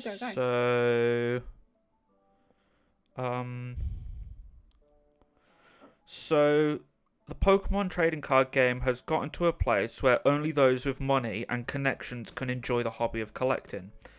This is a video about holding content creators, including myself, accountable for the amount of influence we have over the community. If we don't steer ourselves in a different direction than we've been going for the last 6 months, more and more people who genuinely love Pokemon will be forced out due to money and greed. I don't want that to happen. And then she had to edit it because she got so much hate. And her edit says, I also want to add, this isn't about booing other creators at all. This is about speaking up about what behaviour is being normalised in the Pokemon community. Because creators online are those spreading the word of Pokemon and controlling its exposure. They need to understand that every action they have taken has a large impact on the mass majority of collectors. It has gotten reckless and out of hand, and it needs to change. And if they won't change, then we need to take action. Then we need to take we need to take a really long look at what type of content we're consuming and what it's promoting. Yeah, I mean, she's just correct. Yeah, she's just right. She's just really right. Yeah, there's not a lot you can say about that. That's right. Kudos to her. Yeah, so I want to move on. Still talking about what she said, but I want to know, who do you think she's aiming at? Oh, pretty much the people that she because she did use clips. She used clips from Logan Paul. Yeah. Did she use clips of Randolph? I can't remember. Yep, she used clips of Randolph, Leon Hart, and Leon Hart, TGF. Unlisted Leaf, and Real Breaking Nate. Yeah. And she did use one clip of Super Duper Danny, but I don't necessarily see Danny as being too much of a part of the problem because she doesn't quite do it to the extent as the other people. Does that make sense? Yeah, absolutely makes sense. Danny seems pretty level-headed from what I've seen of her content. So I have no idea who that is, so I can't comment. Oh, okay. Yeah, so I think that those are pretty much the big people that she's calling out. But the big people that she's calling out are Logan Paul, Randolph, and Leon Hart. I would say are the main three. And they're part of the problem. They are absolutely part of the problem. I want to read you a quote from Logan Paul himself, because this is how ridiculous this has gotten, okay? So, Logan Paul has said, quote unquote, I think what Logan Paul... Oh, no, this is someone else who's talking about Logan Paul. So, I think what Logan Paul did is a good reminder was a good reminder to a lot of people that Pokemon is still out there. Real Breaking Nate has said he's having fun with it in his way, and if that's his way that he wants to have fun, then that's perfectly okay. He's talking about Logan Paul, how he's having fun, and it's okay if he's having fun. Basically condoning what Logan Paul is doing right now. See, I have to say, because I did make a video about is Logan Paul bad for Pokemon. Logan Paul isn't great, but I never expected anything different from him. Does that make sense? The person that really pissed me off in everything he did was Collectibles Guru, who was the bald guy that was saying that the Bulbasaur was worth $30,000. He was advising Logan Paul, wasn't he? He was, and then he's the person that Leon Hart went and was on that dumb money video for as well with the fake booster box. Yeah. So him. He's, if I had to classify anybody as particularly at fault, him without a doubt. So there's another quote here from someone else. The issue with somebody like Paul pulling millions of eyes into the TCG is that it's turned something that once was a fun hobby into a cash cow. I'll let his own words speak for themselves here. So this is Logan Paul, quote unquote. Although I bought a box in September for $200,000, they're now selling for the price point that I set, which is between $300,000 to $400,000. This isn't just the case with the old sets. Now the expansions are suffering the same spike. Logan Paul said that himself. Yeah. Because he is an absolute pleb. He didn't think of the consequences to his actions.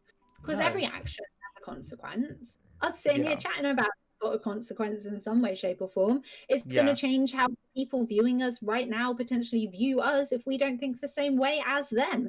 And that's just the fact of it. So, what's her name again? I can't remember. Frosted Caribou said in her video, that's not to say he isn't allowed to tap into his nostalgia, talking about Logan Paul. Of course he is, but constantly advertising first edition booster break boxes with over-the-top live streams, flashing around PSA 10 Shadowless Charizard like they're $10 a piece is doing more harm than good. Love that quote. Want it tattooed on my forehead. Literally. No, it's a great quote. Yeah, because when you do stuff like that, it makes everybody think that it's the norm, and then it makes me. And actually, this is when I first ever did when I did my Logan Paul bad for Pokemon video, which was back in October now or something.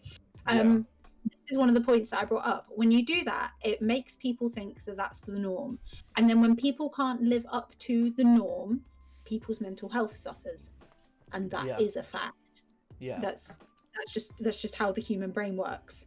If we're not getting what we think is normal, whether that be from Pokemon or your mother and father relationships in real life, or from your friends, or anything, when you don't think you're getting what you should be getting, your mental health suffers.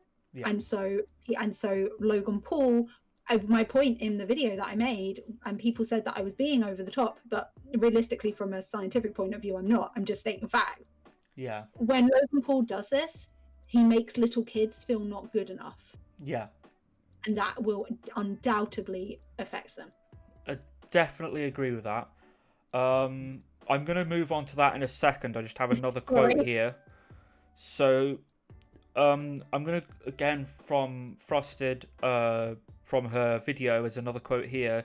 YouTubers, streamers, and the Pokemon card trading game she's on about.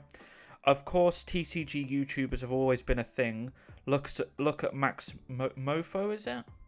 Mofo, yeah, that's the person we were talking about earlier. Yeah. Yeah, or Primetime Pokemon. It's not some new phenomenon that has suddenly swept the internet, but the difference is that they've never encroached on anyone else's ability to have fun. Yes, 100%. Yeah. No, it's totally true. Because of their actions, money-minded people went, I can make a quick buck out of this. Yeah. And now we've got a ton of scalpers. So, which, like I said, we will talk about, but yeah. Real quick, just a couple of comments. We'll get to the Mewtwo card questions in a bit.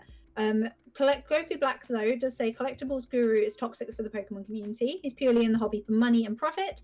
He's actually a cryptocurrency dude and has no real place in the Pokemon community. 100% Goku Black. Yeah. He is. Same with Logan Paul, and same with Leon Hart now as well, because he's got his own card that he's selling for real money. So it's basically a form of his own money, isn't it? In a sense, if you put it like that. Unlisted Leaf did that as well. His video that he uploaded yesterday was saying how he's just as bad then. His own card that I don't think Zaba. It's not like it wasn't for cryptocurrency though. Logan Paul specifically, his card was to buy into. You got Logan Paul's card when you bought his cryptocurrency that he's made. Yeah, that's right. Leon Hearts doesn't do that, and Unlisted Leafs doesn't do that, so it doesn't fall on the same level. Does that make sense? Yeah, no, that makes sense. It is exclusive merch, which kind of feeds into, and maybe not a great time to do it. Pick and choose when you're going to do exclusive merch, not when everybody's struggling to get hold of everything as it is. But I wouldn't necessarily. It feeds into the same problem the same way that Logan's does. And a lot of scalpers are crypto guys, and they're very honest about it. Yeah, and they are. They're very open. I've noticed. Yeah, I'm a scalper. What are you going to do about it? Not a lot I can do. That's what the cryptocurrency community is like. I think I've said briefly before, I used to my partner as well, we used to trade in gold and silver online. Wasn't personally for us. We didn't do very well from it, but some people do. And those kinds of peoples in those community, they are very ruthless. Rich.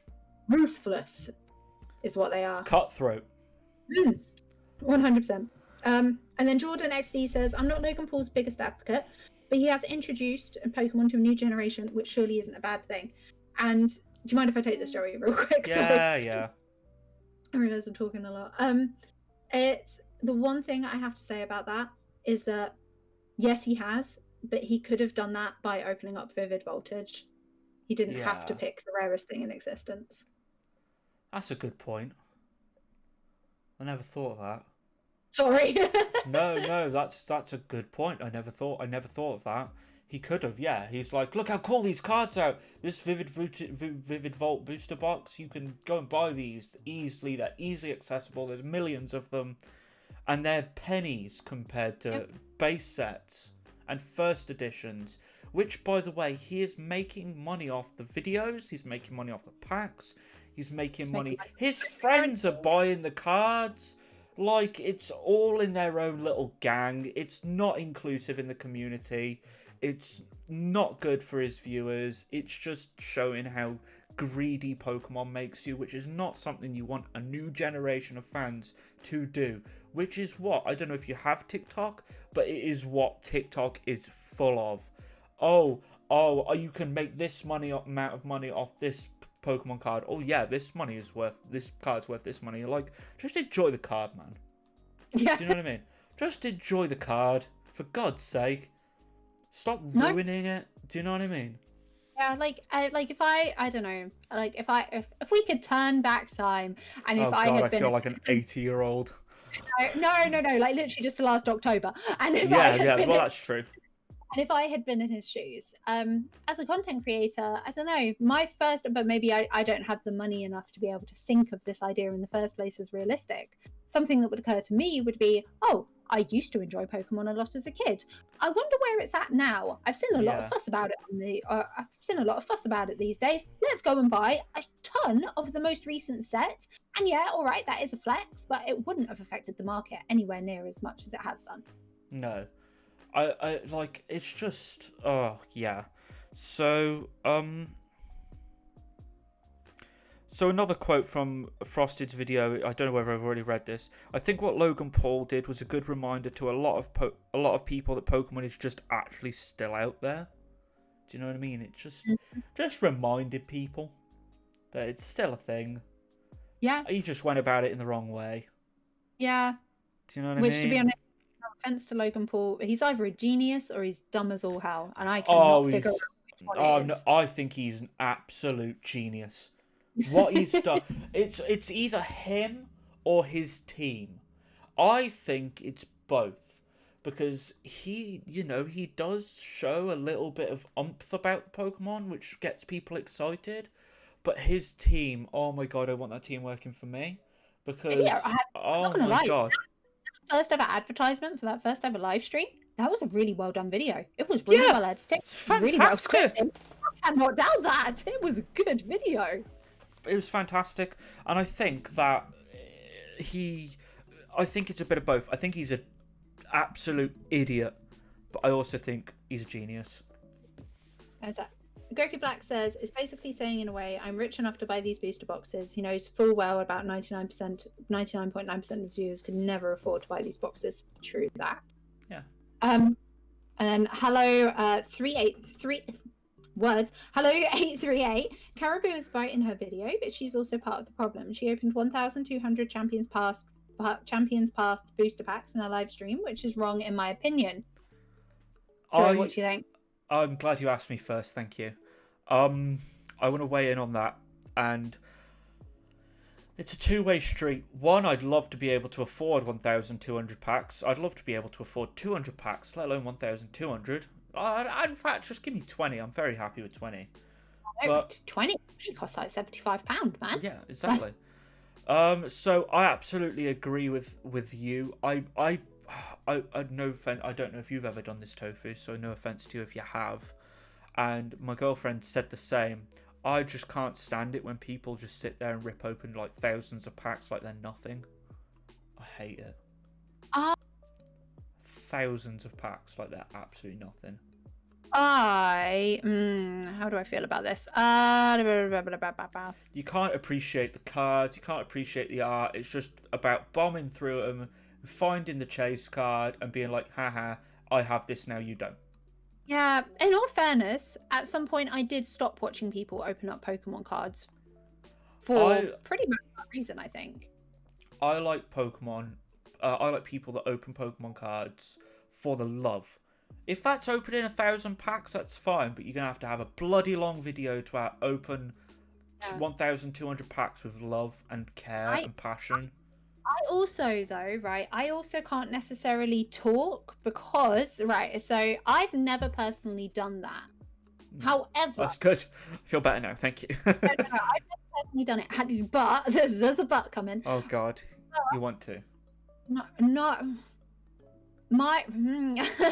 So I have a very lovely patron who people in my Discord will know. And he is the reason why I have these Vivid Voltage packs on my desk in front of me. I could never afford this. I just don't have a spare £75 in a month. I'm not gonna lie. No. So and he paid for those. That's very kind. If somebody, a patron, was paying me to do it, was paying for the product, would I do it? Yes. I'd never do it off my own back though. Because he's paying for it. He's very honest with me in that he pays for it because this is the content that he wants to see.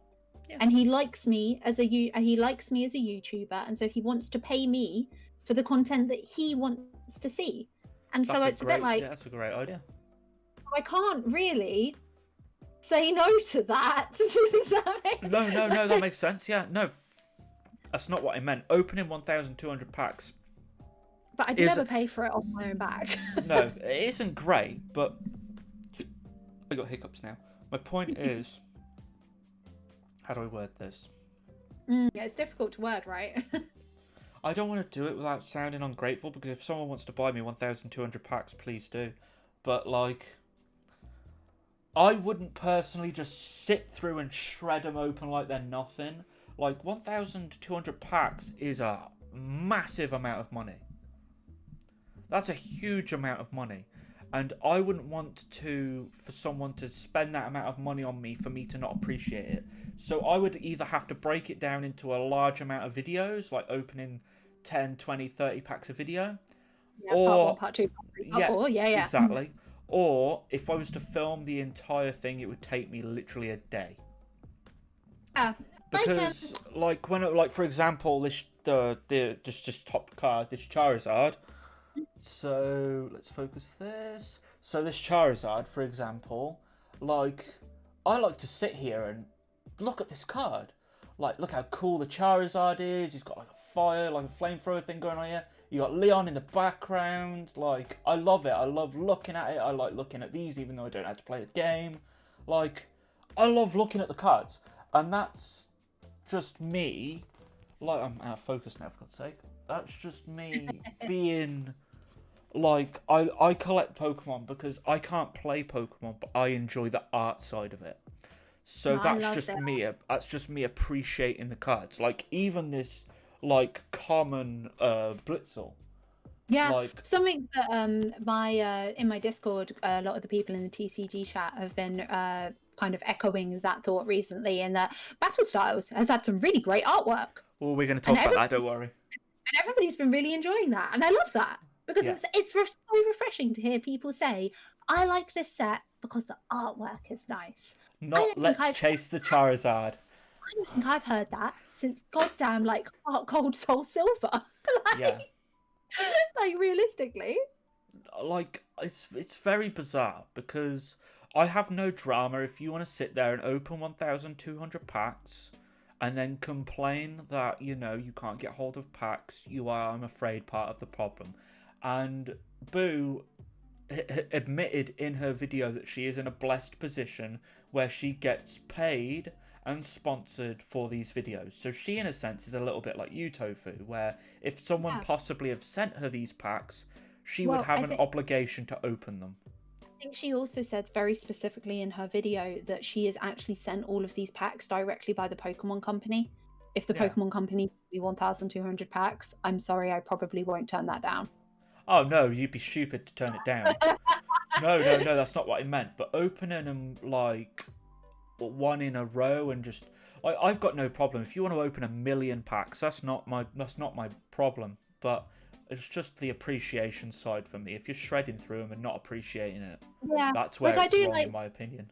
I have to say, despite Real Breaking Nate going to that convention, and I do not agree with that, I do really actually like... the one person that I have continued watching their videos is Real Breaking Nate.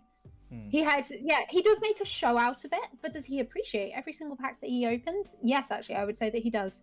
Very much so. That sounds like my type of guy, because you can you can be a bit of an idiot and make stupid decisions, but if your love and passion is predominantly about the product you're talking about, and you show that and you're not acting, I absolutely fully support that.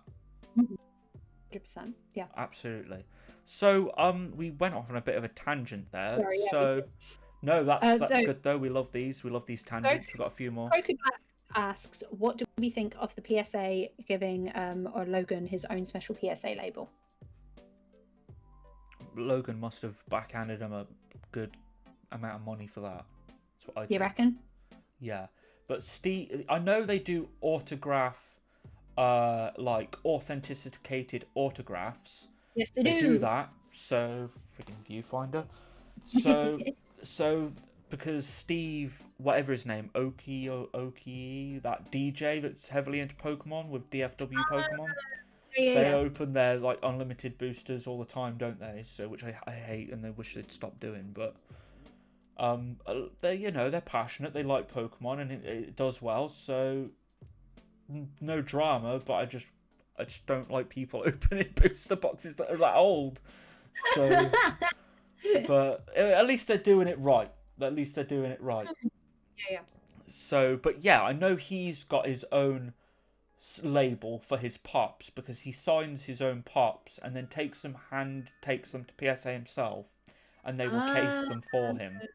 He doesn't have his own label, but they're on the like PSA label. So like, for example, like here it says like first edition on this label. It'll have like autograph, authenticity. This is signed by blah blah blah. Got you. So apparently he's gonna have like this is from Logan Paul's first edition box break if you decide to PSA it.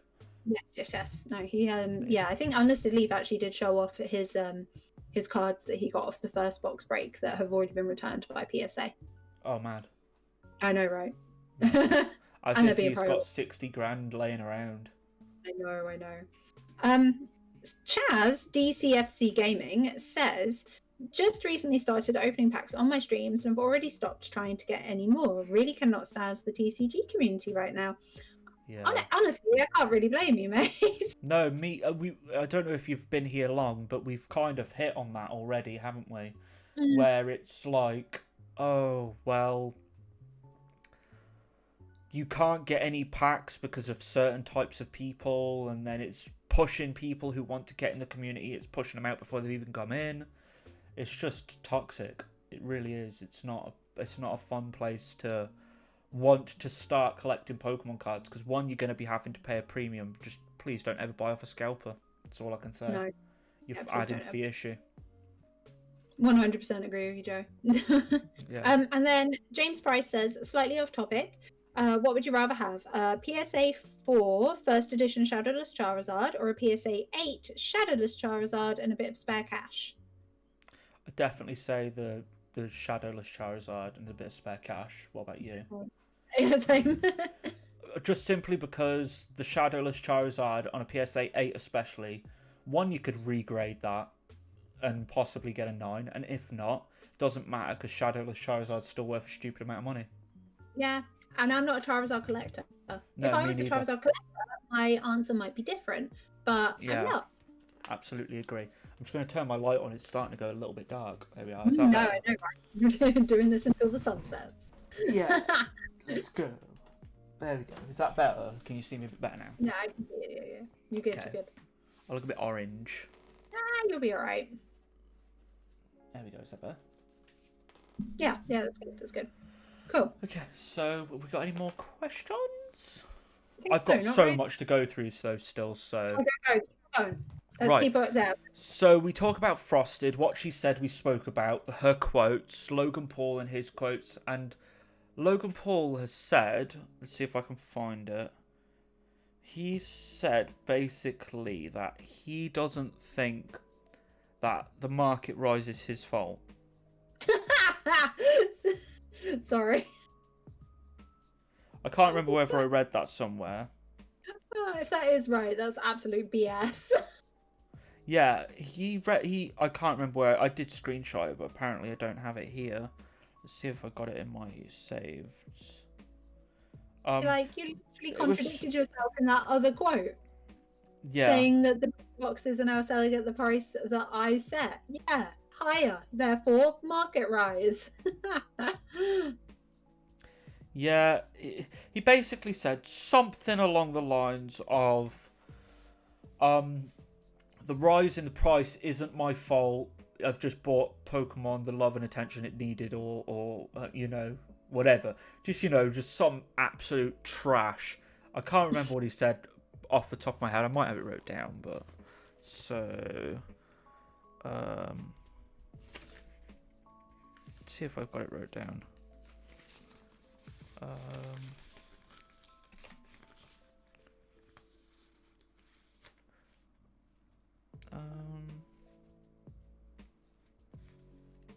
No? I'm just trying to see if I wrote it down. I probably did. I've got so many pages. We'll get to it if I have. Bearset, real quick while you're searching through that. Oh, right. No, I found it. Hey. So Logan said he has had a positive impact on the Pokemon community. He said that he's reminded people how special it is. And quote unquote, lastly, the people, that's what he said, quote unquote. He's just reminded people how special it actually is. So... No. Well, yes, you have had that impact. I will not. That isn't total lies, but but he said he's had a positive impact.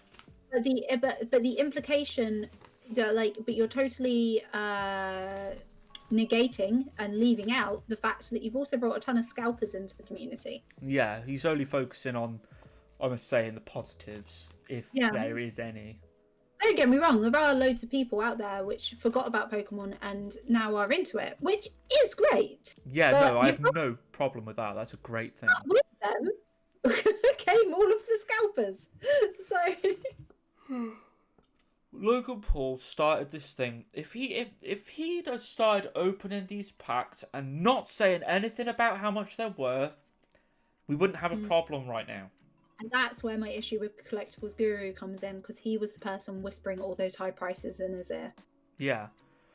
But overselling it, and it's obviously people have ate it up, do you know what I mean? So, but anyway, so we spoke about how the video on Frosted, how it got here, talked about it, what's our thoughts, whose fault is it for the scalpers and the prices rising? Collectibles Guru. Right? You think it's just genuinely just down to one person? No, he's the dynamite. He's like the thing that started it.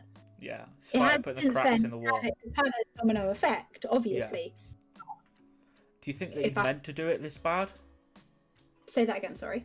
Do you think he meant to do it this bad? Yes, because he's a cryptocurrency guy. Of course he did. Okay, fair enough.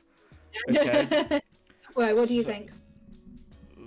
Maybe he was just spouting out numbers to get views and money, and all of a sudden there's a massive hype in the market because they actually listened to him. And maybe like, also that. He was like, "Oh shit! I made boo boo." No. Do you know what I mean? Yeah. So, no, I do totally. But yeah, I'm just reading through. Sorry if I keep going backwards and forwards. I'm just reading through my really, really poorly written script. So, going back to, because I've got YouTube influencers wrote all on one page, and it's mixture of Boo, Leon Hart, and Logan Paul. Boo talks about getting messages of people. She's had messages of people in her Discord that people are getting beat up outside of stores because they're waiting for the store to open and to go and get the new stock of the store, and they're literally getting beat up outside of the store. Yeah. That is shocking behaviour over Pokemon cards. You can't, I do not condone that behaviour. No, please don't beat someone up for the Pokemon card. In fact, just don't beat someone up in general. How about that? Thinking about that, also going to make it even a bit more vague. Don't bully somebody over a hobby. Yeah, like just no, just don't. Whether that's verbally or physically, just don't do it. So she talks about the people they're beating up each other outside of the stores to then get in to then buy all of the Pokemon stock. She had people message her that. Which I actually believe. I could believe that. No, I do too. Yeah, I've seen the current state of America. Like, yeah, I believe that. If you're in America and you're watching this, you know, we're really sorry if you're offended, but the state of your country is almost as bad as ours. So yeah, we're not far behind, Jerry. Yeah, we're not doing great, but America has got lots of problems at the moment with lots of different things. I mean, we're going to stick on topic, but obviously Pokemon is, and scalping in general is a big issue in America. With the PS5s, like we spoke last week about, they released a Charizard resin on the Pokemon Center and it was sold out within about 30 seconds, and someone was complaining on Twitter, and then this other guy was like, well, I bought 400, so boo-hoo. I remember you saying that, yeah. Yeah, so scalping is a big problem. And Yeah. she speaks out also about funding them. So she briefly was like... We literally have a comment in chat from Orlordi saying the people who buy from the scalpers are the problem. If people didn't pay the prices, scalpers would have to lower them. I do actually agree with this statement. The problem that you have is not everyone has real life problems and they're impatient. So you'll have people with too much money, not enough patience, and they will buy from the scalpers because they don't have the patience. They don't have the patience to look around. They don't have the patience to wait. They don't have a patience to go to the shop. They just don't want to, and they'll find it easier to pay a scalper to do it for them. And this is also something that COVID has affected. I did bring it up briefly in my State of TCG video, that one of the reasons that we've gotten to this state is because of COVID. People are signed off work, being furloughed, got 80% of their paychecks still coming in, but without the ability to go and spend it on restaurants and physical shopping and all of that jazz. So what are people spending it on? They're spending it on their hobbies. Yeah. So you've got an influx of new people coming to the hobby. You've got an influx of people sat at home wanting to just buy Pokemon cards like me. And then you've got people who have, unfortunately, let's be real, they've lost their jobs and they need to make a quick buck. Mm-hmm. Yeah. So there's lots of different, we need to cover all surroundings here. There are people who have lost their jobs, and Pokemon is big, and we will talk about it in a second, but Pokemon at the moment aren't doing their job, and there isn't enough product. It's 100%. And that is a big part of the issue as well. If there was enough product, we wouldn't be having to force our hands to go and buy off scalpers. We'll get into that.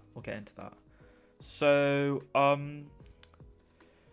she's saying that YouTubers, realistically, influencers, aren't affected by this most of the time when they're bigger up on the tree, let's say.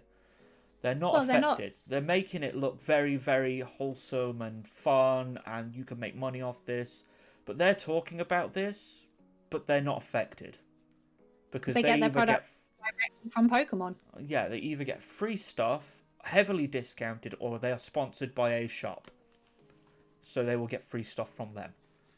So... which is fine, you're allowed to be given free stuff, but, let's talk about real-world problems here that some people can't afford to go and pay for scalpers. Even if you're doing it, you should be honest and address real-life issues even while you're doing it. Yeah, exactly. So I'm a sound like a broken record if you were on my Twitch stream the other day, but sweeping stuff under the rug does not make the issue go away. No. Just because you're ignoring it doesn't mean it doesn't exist. And so as people with platforms, we have a right to speak out. Not a right, almost a necessity. A place. To speak out. It's just really, really disappointing, to be honest with you. It's just so meh. It's so, it's just a stupid cycle that my temper is growing shorter on. I'm starting to lose my temper with it, and that's not. I'm not going to say it's not anyone's fault, because it's a few people's fault. Do you know what I mean? Yeah, I do know what you mean.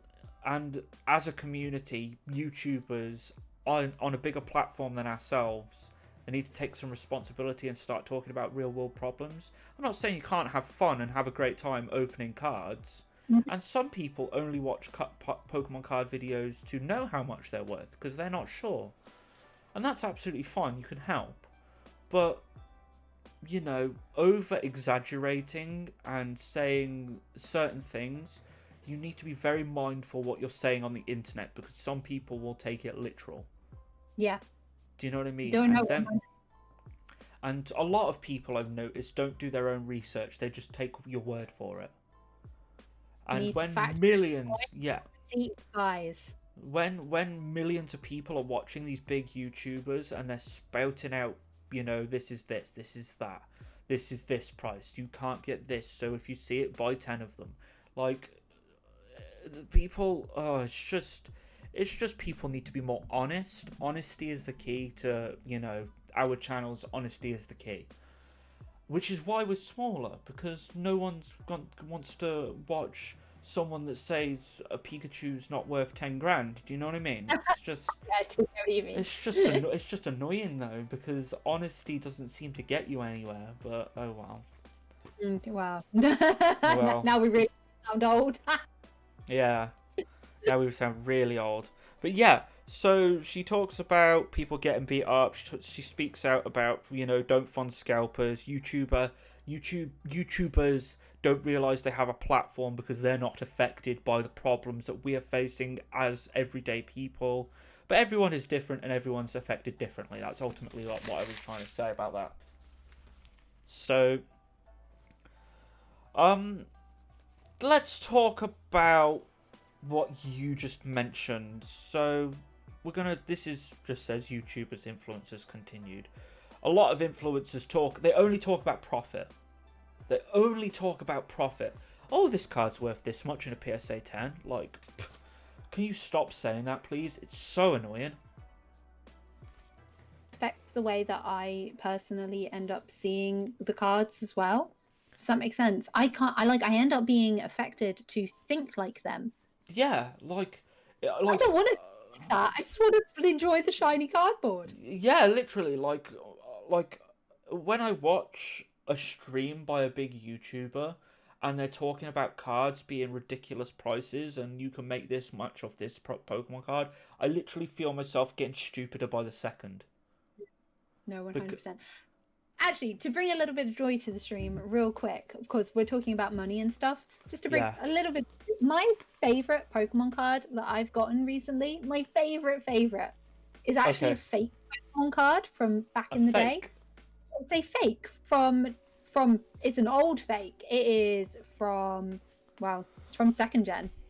Oh, I like that. That's a cute card. I like that. Let's see it. It's really nice. Look at it. It's got all the energy symbols in the back. Oh yeah, that's really cool. I really like that. It's really fake, but you know what? Seeing this little thing, despite it being fake, brings me a lot of joy. So I keep it on my desk in sight. Absolutely. No, I'm gonna jump in on this bandwagon. So the other day, these were all my polls from my Vivid booster box. That if you haven't checked that out, go and watch that already. But my favorite polls. So I'm going to show you my two favorites. So this was my favorite trainer. Hey, I have him. What do you call it? A husbando or something? Oh. Husbando. My husbando is currently on sale on eBay though. But... He's at a 99p bid, and we're just going to see what he goes for. That's cool. But yeah, so this was my one of my favorite pulls. My other favorite pull was this. Yes, that's so cute. I love the art. Look how confused he looks. I love it. He's loving life in the middle of nowhere. Oh my god, that's like where my favorite pull from my Battle Styles opening was. I don't have it within reach of me, but my favorite pull from my Battle Styles opening was my Holo Luxray. Oh, that sounds cool. But yeah, Second card. I loved the artwork, and I think the Holo brought something nice to it. But it wasn't a full art. It wasn't a normal. It wasn't a V card or anything like that. It was just a Holo. No, it doesn't need to be something like this Shuckle. This Shuckle's probably worth pennies. In fact, no one would probably buy this. But I like it. Mm-hmm. And that's what Pokemon needs to be about. It needs to be about what you like and what, like, it's just, oh, this card's really cool. Like, I've got a soundboard now, so, like when I was on stream the other day, I pressed, like, my soundboard noise when I pulled the Shuckle and everyone was laughing and having a great time. Like, that's what Pokemon should be about. Not some flashing lights and overhyping a £500,000 Charizard, apparently. 100%. And so, real quick, on things that make us happy. Jamie Cheesewright asks in chat, how did you build such an awesome Pokemon collection? Do you want to start? Years. Time. You stole the words right out of my mouth. Yeah. Years and years and money. Also, presents. People know that I like Pokemon. Yeah, presents as well. Yeah, absolutely. I agree. There are only 2 PSA cards that I have. were both a birthday present and a Christmas present from my friends. Oh, so they're great cards. Good cards. Sleeping Chikorita, she's a little plush, but she was. But my friend that runs the Pokemon store, she had them on discount, so she just brought me home one day because she could. Yeah, Definitely. yeah. Cards that are in these two are all like the promos and stuff. You know what? These are just picked up as we go. Yeah, absolutely. They're the old cards from like back in the day, and they are not in good nick. Believe me. But that doesn't matter. These are actually Mikey's, these ones, but they're from when he was a kid. Yeah, exactly. So I'm the same. Presents and time. Like this plush right here. My mum bought me this for Christmas about 5 years ago. That's so cute. Like, bear in mind, I'm nearly 30. I got a giant, like, this isn't even life size. This is oversized. Look how big this thing is. Boy. He is a big chunky boy. For my 21st birthday, my mum asked me what cake I wanted, and I said I wanted a Meganium cake, so she got me a Meganium cake. Absolutely. That's, like, presents. Yeah. Presents, time, and money. Oh, lovely. Sorry. Presents, time, and money. I've streamed a lot over the past few days. I need a day off. A day off.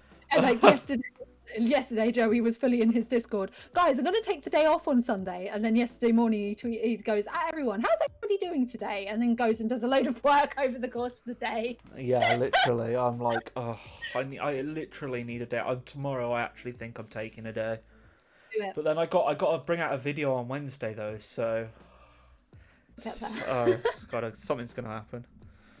Anyway, what were we talking about? Okay, so yeah, time basically is what I'm gonna say, and letting your family know that you like Pokemon because they might buy you a nice cheeky Christmas present. Yeah, family, friends. One of my favorite cards actually that I have ever pulled came from a what's Full Art Misty's favor from? I think that she's from Unified Minds, but I might be very wrong. No, Full I Art think Misty... it is. Hey, there we go. Or my maybe friend Cosmic Eclipse, either or. My friend bought me one of those triple packs with promo, which is actually, it was this promo right here. It was a Vikavolt promo. I have that. Promo with 3 Unified Minds packs, and she bought it for me for my birthday. £15, like a nice easy birthday present. And I pulled Misty's favor from it. It's my favorite card. It's one of my favorite cards that I still own. Like, yeah. That's really cool. Yeah, that's how you get a good. Yeah. So how do you get a good easy birthday and Christmas present. Christmas present. Yeah. If you ever want to, buy your friend who likes Pokemon a present, buy them cards. So you can never go wrong. Exactly. Never ever. Yeah. Right, what are we going to talk about next? Do we have no more questions at the moment? Goku Black says. DJ Zam Gamer 25 says, "Do you have TCG codes?" I depends. I do. It depends. I have a few. Join the Discord. Join his Discord. Join the Discord. And I'm sure I still have some left over from the Vivid Vault. So. Ricky Black says, "I can't. When Champions Path came out, I tried for the life of me to get hold of an ETB. Had all my retail priced ETB pre-orders cancelled. Not proud of myself, but I paid £100 for an ETB off eBay." Oh. No. Why? Oh. I do get it though. It's frustrating, right? Because the pre-order cancelled because of the Pokemon Company at the end of the day, which is why we also need to hold the Pokemon Company to account in their part of it as well. Actually. Yeah, we're going to talk about that now. So. Let's do that. So the YouTubers' influence continued. Is like scalpers making profit. Scalpers are here because demand is high and stock is low, and they know this. Same with the PS5. Do you think, because I got a comment saying, what about businesses? We spoke about it a bit at the start. So, businesses are upping their prices. Some of them are upping their prices at the moment. Chaos Cards is upping its prices. Total Cards, that Magic Madhouse. some of them have upped their prices to like almost eBay prices. Yeah, Magic Madhouses. Yeah. Do you think they're just as bad as scalpers? Yes. Yeah, because they're adding to the issue. I literally live with somebody that has chosen to just not sell Pokemon cards. Does that? I live with. Yeah. Does that make sense? I live with somebody that's gone. I'm not going to contribute to this issue. This issue is too stressful at the moment. I'm leaving it. Yeah, absolutely. So let me add this to you. So if a scalper sells some Pokemon cards on Facebook or on eBay, they don't have overheads like Chaos cards do. Do you still not agree? You still disagree that Chaos cards should be RRP or whatever it is? I don't know. From a morality standpoint, personally, if it's a new product specifically. Yeah, so talking about new. Like, yeah, not so like I'm talking about Vivid Voltage, but like Hidden Fates is over a year old now. So okay, Hidden Fates tin's probably going up in price. Despite there still being current waves of it, I do understand that at least. But Vivid Voltage is brand new. There's no reason to sell Vivid Voltage or Battle Styles above RRP. Morally, personally, I don't think. Yeah. Why? What do you think? I actually agree. But someone I'm just reading what someone commented and asked me to ask. Okay. Yeah. So because they have overheads, do you think they still should be held accountable, even though obviously they've got like staff or whatever? They haven't had to, pay fees to receive their products. We'll just talk about Chaos cards in this instant because we know that they overcharge at the moment, but they are a big company.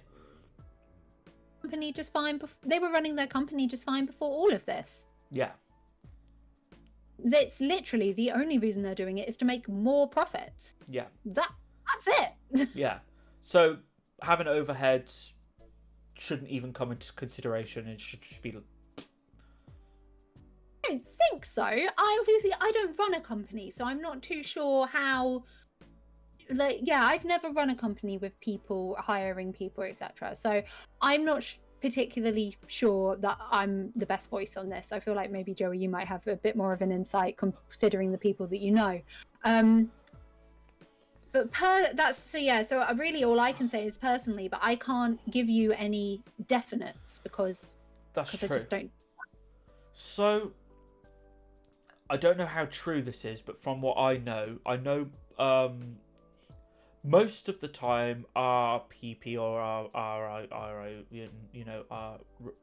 RRP or whatever it is, that usually normally stays the same, providing you buy off the correct suppliers. Now, if you buy off a different supplier, it's different. So some suppliers charge more. Third-party suppliers. Oh, learning something new every day. As far as I'm aware, correct me in the comments if I'm wrong, but so say for example, we'll talk about the Hidden Fates ETBs because they've just been reprinted. Yes. So a lot of people were charging $52.50. That is the correct price, or $49.99, or between just say $49.99 and $59.99 is about right, depending on your profit margin. That's about right. Some people were charging $79.99 for a reprint. Champions Path was that's how much Champions Path was being sold for in general, wasn't it? Like that $79.99 mark. Yeah, it was a lot. So, but the problem is if you don't buy from Asmodee and you buy from a third party who have bought off Asmodee or have bought off, whoever, like in America or whatever, because we're having supply issues, their RRPP or whatever, their retail price is going to be more. Yeah, I hadn't really considered. Depending on who you buy it off, because obviously they need to make as providing they're not scalper prices, they need to make a living, they need to pay for their shop or whatever, which is understandable. And I don't mind paying between £49 and £59 for an ETB is about standard. Yeah. But when you start charging $79.99 for it, that starts to make me question your existence. Do you know what I mean? Yeah, I do. That's just such a great way to put it. Like, I'm just confused at that point, because I'm a bit sort of like, well, now I don't know where you've got your supply from, because if you're having to sell at that price to make a profit, you're either buying off the wrong suppliers or scalpers, or you're just adding to the issue. In my opinion. I agree with you. Okay, that's good. That's good. No, giving me a little bit of an insight to something that I didn't know, but yeah, no, but I do agree with you. Yes. Yeah, so I'm just more trying to see it from two sides here, because there's not just one supplier. There's one official supplier for Pokemon in the UK, which is Asmodee.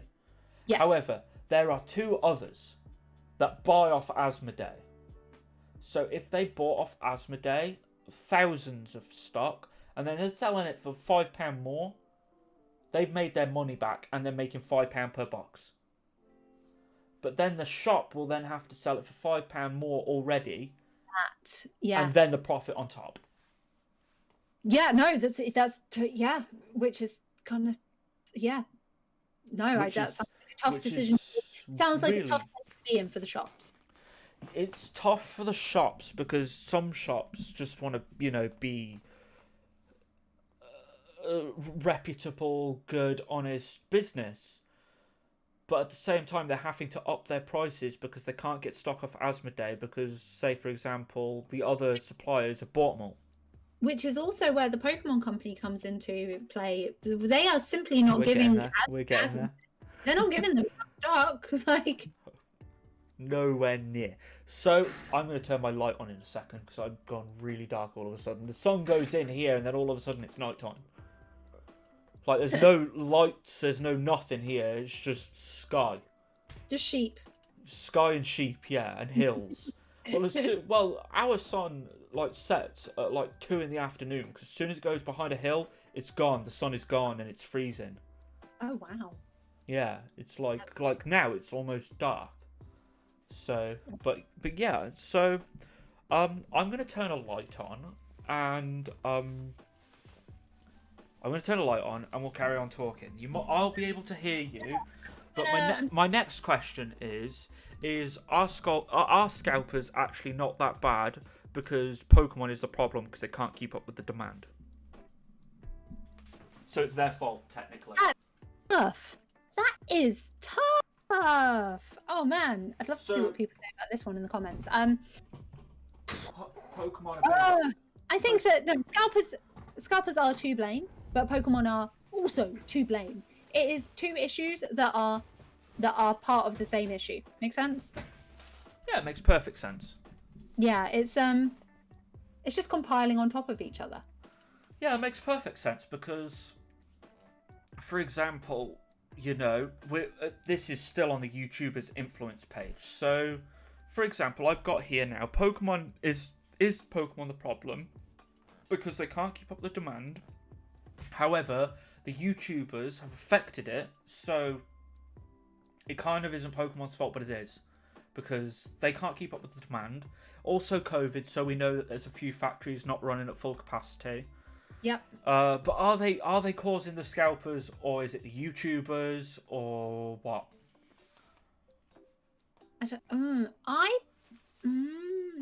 Sorry. No, don't be sorry. Why? I don't know. I personally wasn't really too aware of scalpers until Logan Paul happened. This is a great point. I mean, in all honesty, they didn't really affect me and how I was enjoying the game. They probably existed. Don't get me wrong. I think there were very few and far between though, because I mean, I'm majoritarily before this I was part of just the Nintendo community in general, and especially the Zelda community, and I know for a fact that Zelda heavily underprint their collector's editions. They heavily underprint them just for the fact that they know people will buy them because there's low stock everywhere. And then you have the scalpers on Facebook trying to sell their pre-orders for double price. Like, oh, I've had my receipt for my pre-order. You can now buy it for, it's 80 quid. And it's like, you can buy it for 160, 200 quid. When I was, I opened up the Battle Styles pre-release malarkeys, build a battle kits with my own money, right? So when I do that, I don't do this when I buy when my patrons give me the when my patron gives me the money to buy the Pokemon cards. But when it's off my own money, I will go and sell I sell the Pokemon cards on eBay. Always starting at 99p bids. I don't place a price on them. The people make the price on them, okay? Like, that's what I do as well. Like, you can choose what you want to pay. Yeah. I'm never ever going to like, but I just don't do that. Anyway, and when I put them up, I realized on that first week that I put them up, that there were people selling pre-orders of cards on eBay. Yeah. Pre-orders of individual cards, and I was like, what? That's weird.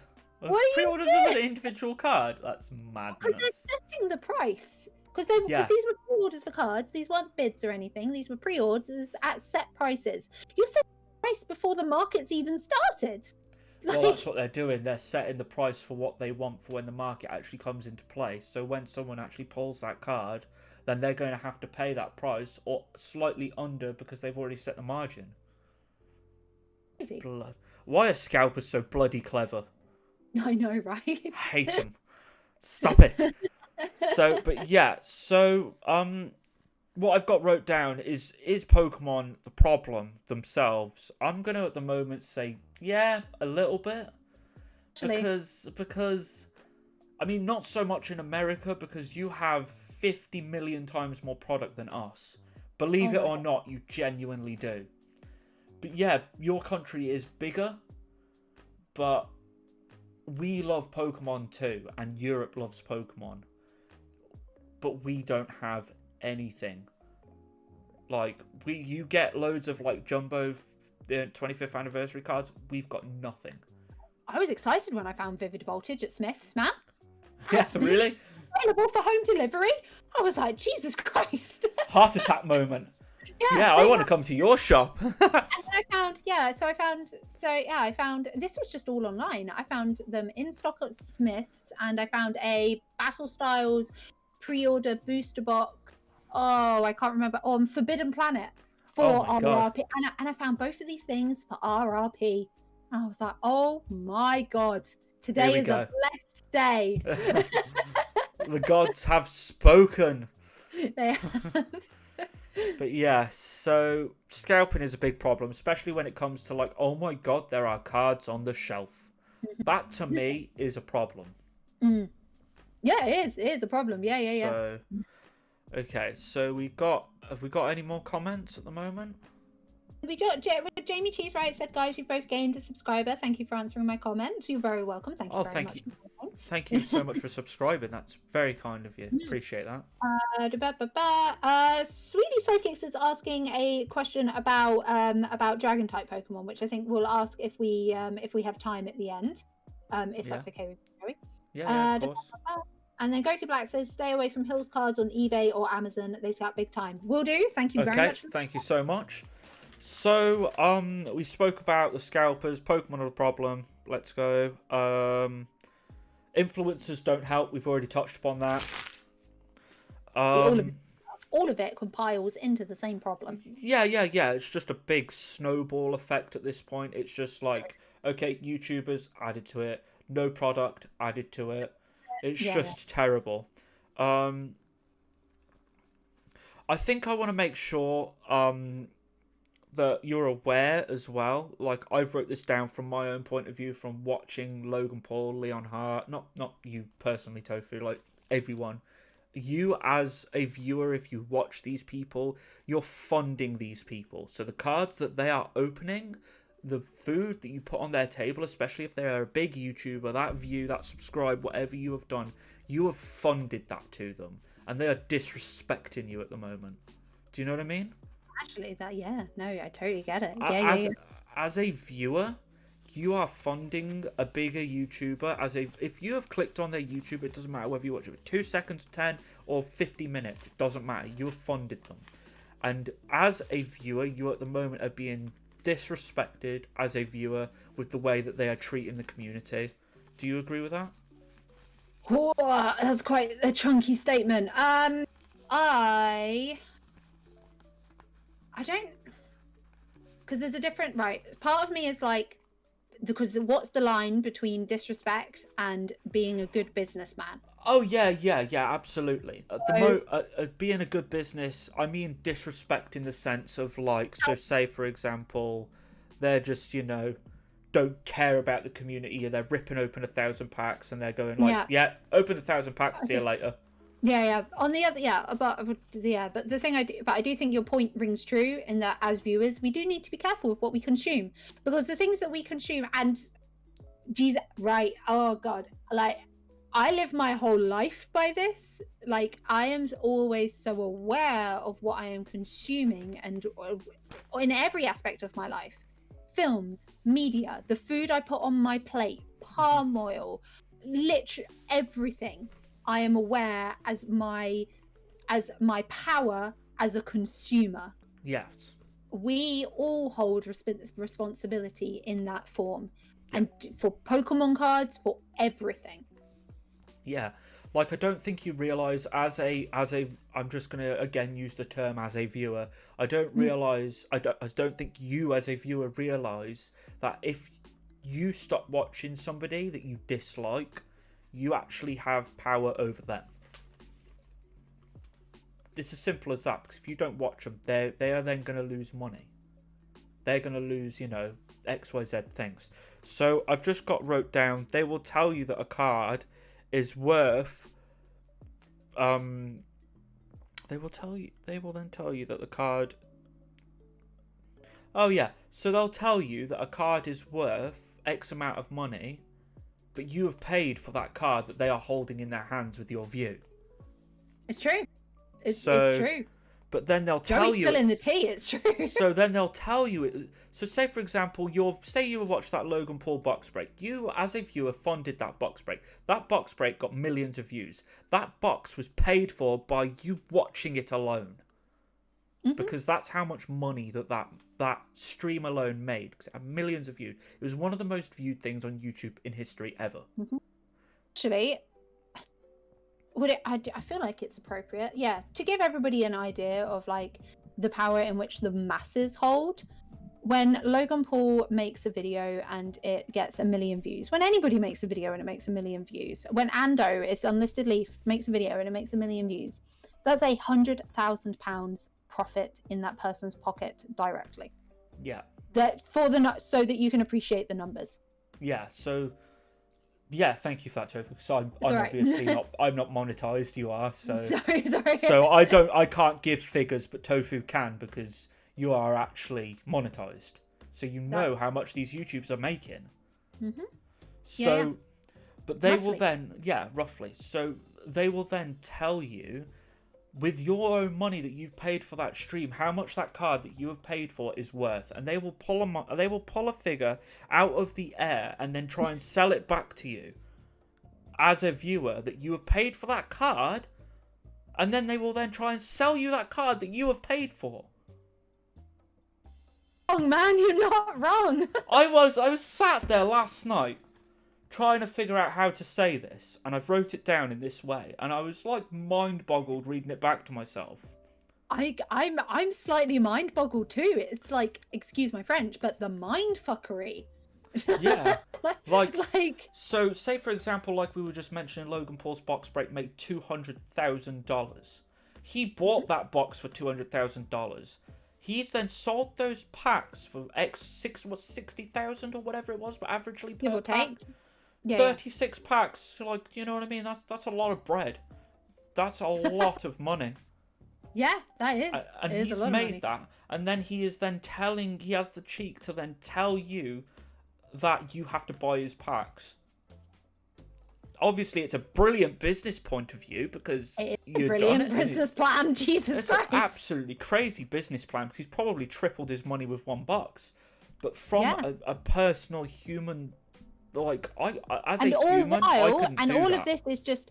this is what just happens on the stream, without the, and then he gets good wording, sponsors. He gets sponsors, but it's for charity, so he looks good to the viewers, uneducated eye.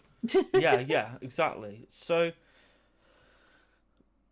It's just absolutely crazy. And the thing is he'll tell you as a viewer your card's worth stupid money, or the card that he's just pulled is worth stupid money. But then he'll try and sell it back to you, which will cause a huge inflection and fluctuation in the market. Yeah. I'm shocked by how right you are, but you are completely right. Thank you. Can I have that on clip so I can play it back to Lindsay later? I'll make a sound to the clip for you. Yeah. So you've just got to, with saying this, you've just got to look at how much cards were compared to what they're worth now as what they were even a year ago. They've quadrupled. They've done backflips on themselves. They have done stupid amount of increases. But that's just due to you as a consumer, paying someone like Logan Paul to be involved, to then obviously go and buy the first edition Pokemon cards, which then he's then telling you, pulling numbers out of the air, which you are then believing and then trying to sell back to you. Some people have actually bought them back. And that has caused a fluctuation in the market because you obviously don't want to sell your card for more than you bought it for. I am done with that piece of paper. Let's go. Woo! God. Oh, okay. Jesus Christ. I hope you're enjoying this stream, guys. Well, there's 12 of them hanging around. We're listening to us rant away, so... We've just had someone leave, and I do not blame you. We've just gone down to 10. Oh God, I need to stop talking. Okay, so okay. Only 3 pieces yet left, but this last one is still about YouTube, but the last 2 are completely different, so we're going to fly through it. So, has YouTube made the hobby for you, or has it ruined it? And I want to ask yourself, Tofu, and I want to ask the viewers as well. So we've got 10 people watching. For you, as a hobbyist, has this influx of YouTube influencers ruined the hobby for you, or has it made it better, or is it just really not bothered you and not affected you in any way, shape or form? The crazy thing is that one of the reasons why I actually started up a YouTube channel that was to do with Pokemon was because I started watching Unlisted Leaf videos. Yeah, I had been opening cards up anyway. Does that make sense? I was opening cards up as a casual fan anyway. But seeing, I originally came back in with Dragon Majesty, and then I started looking up on YouTube, and then I watched Unlisted Leaf, and that's really what got me back into the Pokemon community, is watching Unlisted Leaf and then actively searching out the Pokemon community from there. So I can't deny that influencers and YouTubers have undoubtedly had an effect. Yeah. Just on me personally. It sounds positive though, because this was obviously quite a while ago. There wasn't too many Pokemon YouTubers. Yeah, this was like in 2018. yeah. So I'm kind of the same as you, Tofu, actually, because I got back into it around about Shining Legends, Dragon Majesty. Then you obviously had like your Unified Minds and all that, and I loved all that. I ate that up. That was absolutely, I love that set. So I came back into it just through seeing them on the shelves, and then I would go and watch them on YouTube. Does that make sense? Yeah, it does actually. Yeah. Because in a similar way, yeah. Because like I said, I was opening up cards casually anyway, and the reason that I was opening up cards casually is because my partner started buying comic books on a weekly basis. So we'd go into Forbidden Planet on a weekly basis. It was like our little trip out into town to go get some comic. I love that. Yeah. Just to go get comic books, and then I started seeing them, and I was like, "Oh, what are these?" Yeah. I haven't opened Pokemon cards in ages. I wonder how much they've changed. I haven't opened them since the black and white era at the time. I actually agree. So it's very similar. I'm in a very similar sort of story as you, Tofu, minus my partner coming with me. So, but yeah, so I got back into it pretty much the same way, whereas I had like a Pokemon club. I had a Pokemon dedicated shop where I live. I was very lucky to have that where I used to live. They're called Chase Games. They're very miserable people. Don't ever shop there. But their shop is beautiful. It's a beautiful shop. And they had so much Pokemon stock. And they had very, very friendly faces in there. So I saw the sign for it. And I went in because I like Pokemon. I've always played the games. I've never stopped. I just didn't really... There's games that I didn't really play. And there's games that I played more of. So... Yeah, and I went into these shops and I saw all the new sets. I was like, I'm gonna go and I just had payday and I was working full time. I was like, I'm gonna go and buy like 70 quid's worth of Pokemon cards. Yeah. And I asked the owner, what's the fanciest sets like? And he just told me a load of trash. I left with a bag of Pokemon cards, went home, opened it, sat there on my coffee table and opened them, and I was loving life. And that's how I got back into it. Yeah, on my coffee table at home. That was exactly what I did too. Yeah. Went home with a Dragon Majesty Premium Powers box or something. Yeah. Absolutely. I think I had Shining Legends. Yeah. Oh God, Jesus Christ! If you'd have kept that sealed. Well, yeah. I still got my Raichu GX box though that I bought off Chaos Cards a couple of weeks ago, 52 quid or 49 quid or whatever it was. No, keep it. Yeah, so we got a few comments. I met some great people and found yourself through what I've been doing. Love getting involved in box breaks and similar. Forbidden Planet is awesome. Yes, it is. Hey Dio, he disappeared for a while. I get my cards from Magic Madhouse. Is that a good place to get them? No. I've got some serious opinions on Magic Madhouse, but that sums it up. No. To put it politely, they will overcharge you eventually.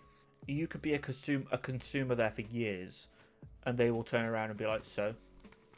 They did used to.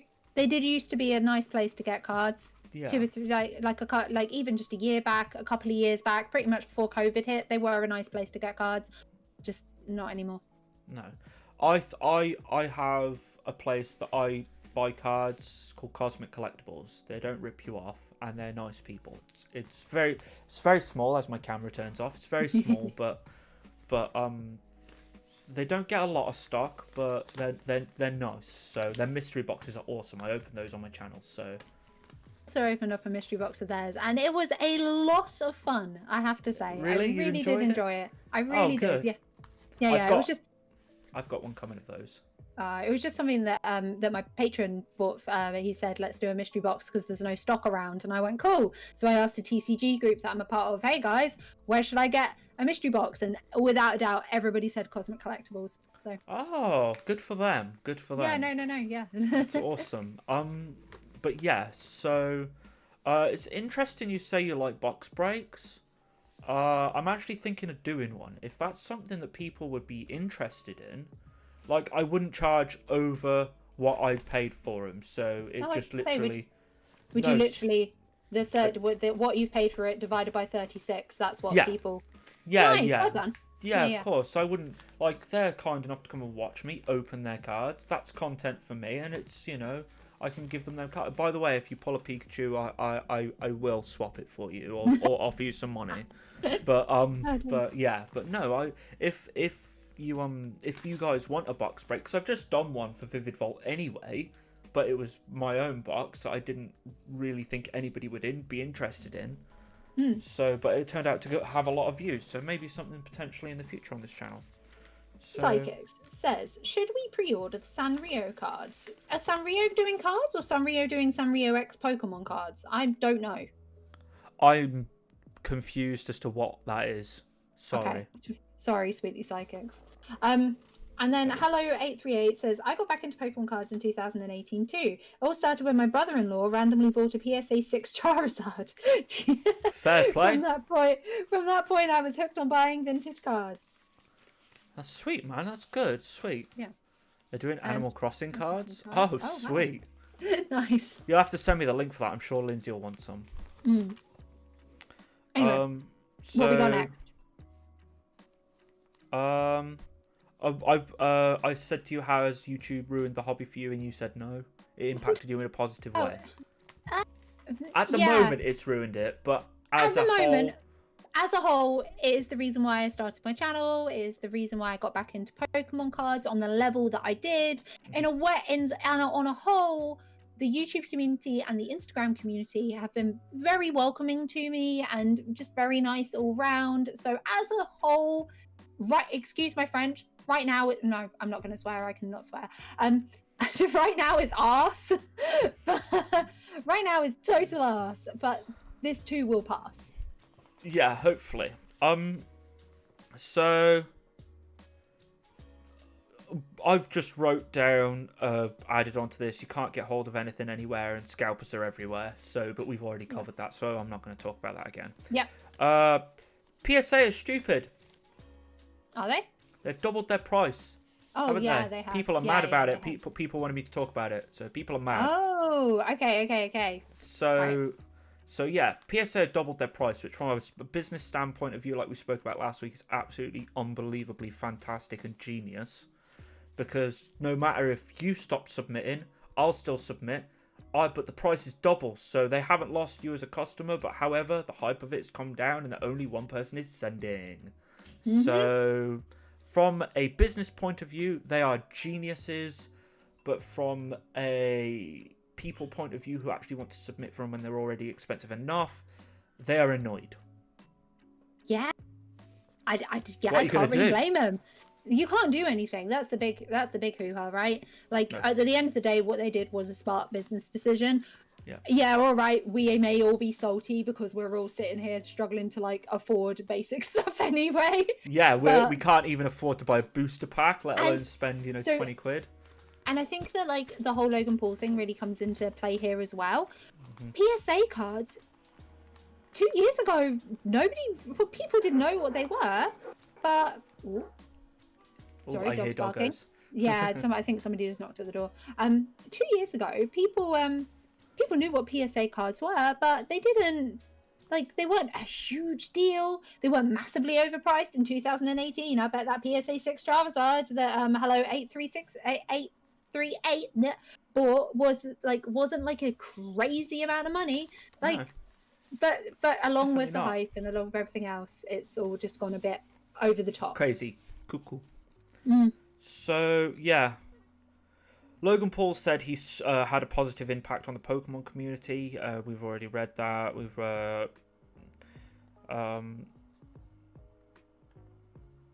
yeah, so he just says he feels like he's had a positive impact on the Pokemon community. He's only reminded people of how special it is.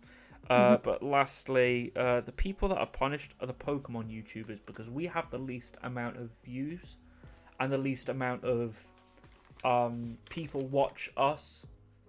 But we've been influencing it this whole time anyway. We're the people that are most affected. Does that make sense? I think the kids realistically are the most affected. Yeah, the kids and the parents who are working 40-hour-a-week jobs and now can't go to the corner shop and buy, little Timmy a pack of Pokemon cards because there's none there because John's gone and bought the whole box and selling it on eBay for double the price. That's the problem in reality. Yeah. I feel bad for the kids. Yeah, absolutely agree. Also, they don't have their own money. Yeah, absolutely. Definitely. So, do we have a few more comments? Oh, we do. Reason I like box breaks is due to the amount of packs I can get and the struggle of getting them anyway. Makes sense. But if I can get 2 packs or so from a box break, it's a win-win for both parties for content and getting some cards. That's exactly what I just said. Great minds think alike. So if a box break is something that you'd consider you'd like, I wouldn't overcharge. I'd just do whatever I paid for the box. I'd show a receipt. I'd do whatever it was, divided by 36. And that's how much it was. And then obviously it'd be like £1 posting. It wouldn't be postage, wouldn't be a lot unless you was but I would have limits. I wouldn't be like, you can't buy the whole box. I would be like, it's going to be like 4 per person or something like that. If that's something you're interested in, not even just Vivid Vault, like, I'll see what I can get. But I have got an Evolutions booster box up there. I don't ideally want to break into it, but I'm really tempted at the same time. So, more Pikachus, obviously. Swings and roundabouts, all that sort of jazz. But yeah, so we've got a grading update. Get graded. Cards are starting to appear on eBay. I actually saw one. Oh, god damn it. Yesterday. Was it yesterday? Sunday. Yeah, yesterday was Sunday. So I put up some Pokemon cards on 99p bids for eBay. I saw one. Yeah. And you know what? It wasn't that badly priced. Yeah. The prices aren't ridiculous, but they're not going for retail. So if you put an Evolutions Pikachu inside a Get Graded slab, it ain't going for nothing. It's going for some, I was actually really surprised. So I hold auctions occasionally on my spares on my Pokemon group. If you're not part of that, go and check that out. Links below. And I put a get graded Charizard on there because I've got another one that I want to send to get graded anyway. So, and it was a get graded 9. It was the Champions Path promo one. You know, that full art the Charizard. shiny. It was that. 40 quid I got for that. Nice. Which isn't extortionate, but it's paid for the grade. It's paid for the card of what I would have got if I'd have sold it. And a little bit of something. So it's not stupidly overpriced, but it ain't underpriced like a lot of people were saying. They're never going to grow in value. No, it was surprising to see. Yeah, so heard there's been some dodgy eBay bids going on get graded recently. You know what? That wouldn't surprise me. No, it wouldn't surprise me either.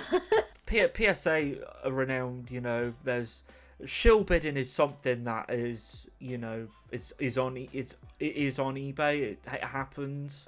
You know, you can put something on eBay and ask your mate to put a reserve on it. It's just unfortunately it's something eBay I personally think needs to somehow solve, but it's difficult because who do you ban from bidding on what? How do you know this person's related to this person? Do you know what I mean? I do know what you mean. Yeah. So no, it is a difficult situation, but it wouldn't surprise me. They're selling for averagely around about double, is what I've wrote down. Oh, well, damn. So yeah. if the card's worth 20 quid, it's selling for 40. If the card's worth That's 40, not it's selling bad. for 80. It's not bad. I mean, PSA's, all. as long as it's graded like a 9. And, yeah. You know, like it's graded high. If it's graded like a 2, it's not really likely to be selling for a lot. No. So, Get Grading have only just this week given out their first 10. No way, really? Yeah, Is it taking them that long? They're grading very harshly, and people are mad because they're sending cards that they think are going to get a 10, and they're grading them very harshly, and they've only just given out their first pristine 10. Holy Mother of Lord, Jesus and it took them months and over 1,000 cards.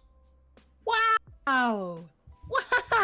That's a lot of pack fresh cards. That is a lot of pack fresh cards that didn't get 10s. Yeah, and it was a Shining Charizard V, the black Charizard, and it got 10, 10, 10, 10, 10, 10s across the board, and it was a Japanese card. Wasn't even English. No way! Oh my god. So yeah. Surprised. How about that? Shocked, actually shocked. I was as well. So, lastly, just on the grading front, PokeGrade UK. Yours truly did an interview with the CEO of them, called Pete, on this channel. Did you enjoy it? Yeah, it was very informative, very cool. He answered some very good questions that I'm sure you, as a consumer of graded cards, will want to know. Who's grading your cards, turnaround time, prices, what's going to be in the slabs, what do they look like, all sorts of that sort of jazz. If you want to know all the answers to those and more, check out the video that's on my channel because it's just saved me time going through it right now. But he very quickly, he's starting in May, and for the starters, so they're not over encumbered, they're only going to be grading cards that are part of their official Poker Grading UK membership. Not a bad idea, actually, to keep everything a little bit. And there's a limit. Yeah. To keep everything manageable. No, that's a great idea. Yeah, so they've got 400 members that are members of their poker club. And not all of them will want to grade. Some of them are just part of the club because they get, so the poker club is a monthly subscription and you get a customized booster pack sent to your front door every month. Cute. Oh, it's $4.99 a month. That's really lovely. Yeah, and there's 400 people in the club, and every month one person also gets sent a PSA card. That's actually really lovely. Yeah, so it's really good. Real quick, Finn Horton asks, how much is Get Graded grading? So they do a collaboration with a shop called Pokemerch UK. Their grading at the moment, I believe, is about £9 a card, but the turnaround time is about a month. But if you go through the Get Graded website, it's between, I think it's about £15 to £40, depending on obviously your I'm going to say what you want to send it. Express, standard, yeah, I get what you mean. Whatever. Do you know what I mean? Because you can have it sent and have it back within a few days, or you could, just wait out the month and just go the standard service. Pretty much like a Royal Mail type thing. So yeah, any questions on that? Yeah, PokeGrade's not being a public run grading company to start off with. They're not going public. They're only going for people who are in the Poke Club. No, I like that. I like that a lot. That's going to earn them a lot of respect, I think. Yeah, the interview's great. So if you want to go and check out exactly what he says, go check out the video that's on my channel. So any questions about the grading thing? That's that for that one. Jamie Cheesewright just real quick said that he's got to head off. We'll watch the rest of this later. So thank you very much for watching, Jamie, and thank you for subscribing again. We both really appreciate it. Yeah, absolutely mint. Chaz DCFC says, I've never pulled a Zard from a pack, been collecting since base set. I have also never pulled a Zard from a pack, not like a chase Zard, if that makes sense. I was going to say, I pulled this Charizard the other day. I pulled this Charizard. Yeah, but even when I did my Vivid Voltage pre-release, I didn't get the goddamn Zard with the stamp on it, which is what I really wanted. Goku Black, I remember being 8 and pulling a base at 2 Charizard good times. Chili Creations, someone on the Facebook group submitted same card to the new grading company and both cards had different centering. Suspect? ? Ooh. Are you saying that they swapped the cards? I don't know. Let us know in the comments. Yeah. Chaz says, very excited to see what's coming from PokeGrade. I subbed to his monthly thing too. Awesome. Michael Scott, you two are the perfect combination of perfect and cute. Thank you, Michael Scott. Which one's the cute one? Which one's the perfect one? Oh, That's who what knows? I want to know. Right. Cool. Well, thank you so much all for those comments. I've got one page left, and this is the best page. Let's go. So, Pokemon news. The pull ratio was released for Battle Styles. I've got it right on my phone. Did you see that? It's not great, is it? It's pretty bad. It's terrible. It's really bad. So I'm gonna show this right here. Yeah, I saw it on my these Instagram. These are the pull ratios for Battle Styles. Yeah, they're terrible. I'm gonna read it out for you. Yeah, read it. Yeah, read it out. So the full art V Tyranitar is a 1 in 48. The full art trainer, what trainer is that? Cheryl, I think. Cheryl, 1 in 94. The Rainbow VMAX Urshifu is 1 in 108. The Gold Rare Houndoom is 1 in 117. It gets worse. Oh, no. It gets worse from here. I know it does. I know. I saw it. The Alt Art what is it? Empoleon? God damn it. Empoleon. Empoleon, that's right, yeah. The Alternate Art V Empoleon is 1 in 201. Mm-hmm. Ouch. The Alternate Art VMAX of is it Urshifu? Yeah, it's Urshifu. 1 in 703. This isn't even as bad as it gets. No, I know. The Tyranitar alternate art, and I want you to throw your comments, and I want you to guess what is it. Oh, I know what it is. So I can't say. Okay. I think I've got a pretty. I saw the picture yesterday on my Instagram. I remember seeing it and being like, oh my god. Yeah. Okay. I'm just gonna tell you then. It's 1 in 803. Mm-hmm. Oh my god, that's worse than the Pikachu. That's worse than the Rainbow Charizard. It is. I will never pull that. It's and you that is what? Literally, that's it's the best looking card as well. No, I know. It is the best looking card. I love that Tyranitar. I hate that. No, is that? Yeah, I actually hate that because no, I want that Tyranitar. It's shocking. And you know what the worst thing is? Is that wave 1 is always the best pulls. So this is the best these rates will ever be. Oh, great. With every wave, the rates get worse. Brilliant. Thank you for that, Tofu. Sorry. So, yeah, this is the best that will ever be. Yeah, so I'm going to swiftly move on because we've been on stream for a lot longer than normal today. Yeah, I'm not going to lie. I'm going to have to head off in about 10 minutes. Yeah, no, I'm literally at the end. So, Chilling Reign was properly announced. We got the logo last week, but we got like a proper few cards this week. The newest set, TCG, is launching in the UK supposedly on June the 18th in the UK. Nice. Oh, that should be quite a lot of stuff coming in June then. I feel like June's going to be a big month for Pokemon in the UK. Oh, good. I hope so. I'm going to put a video live after this, guys. Go and see it because it's also talking about something that's coming out in June. Oh, good. So it's got 70 DLC cards. And what I mean by DLC cards is lots of Galarian formed cards. Oh, cool. So I've got this right. Hang on, I'll tell you what. I'll go for a side thingy on that because. Oh no! Because I saw that. I think I posted these in my TCG chat. This is the burbs and stuff like that, isn't it? Yes. Oh, they look so good. The birds, they look great. The alternate art birds in Chilling Reign are gonna look so good. These are just the normal ones. Yeah. But the alternate art Galarian Moltres. Oh my god. Yeah, it looks good. I couldn't find pictures of it because I was rushing. So if you have any pictures, but these are what I could find very quickly. Give me 2 secs. So yes, that's exciting. Right, I got it. So. And I've got another one here. That top card. Yes, I saw that. Yeah, that's alternate art Galarian Moltres. Then Roadrunner is alternate art Galarian Zapdos. Love it.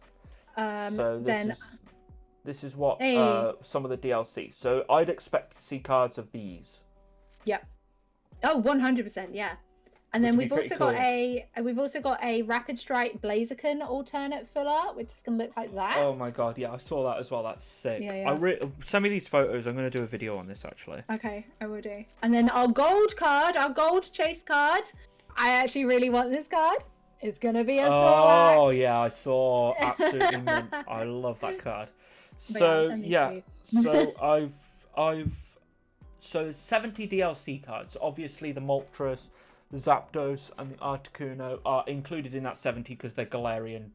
Yeah, there's also the Galarian Slowbro cards have been confirmed as well. Yeah, they look really cool. So so that's all out on June the 18th. June 18th, that's exciting. Yeah, so because Battle Styles is the Isles of Armor and Chilling Reign is Crown Tundra. Yes, it is. That's what they're based off. So I've shown you the pictures. Will COVID delay it? Normally, when they set a date, they're pretty certain that this is when that will come. Because that means that when they set the date, that means that actually, if we get people to check Asmodee at some point later, they might have their pre-orders up already. That means. Yeah. So I'll have to check that. I'll have to have a check of that. So that's really all I've got. My last thing was going to be so what do you think the next set's going to be based on after this set? So that's a really interesting question. That's the last thing I've got wrote down. I don't know. What do you think, Joey? I'm still holding out for the reprints. I'm going to be honest, even though I don't think it's going to happen.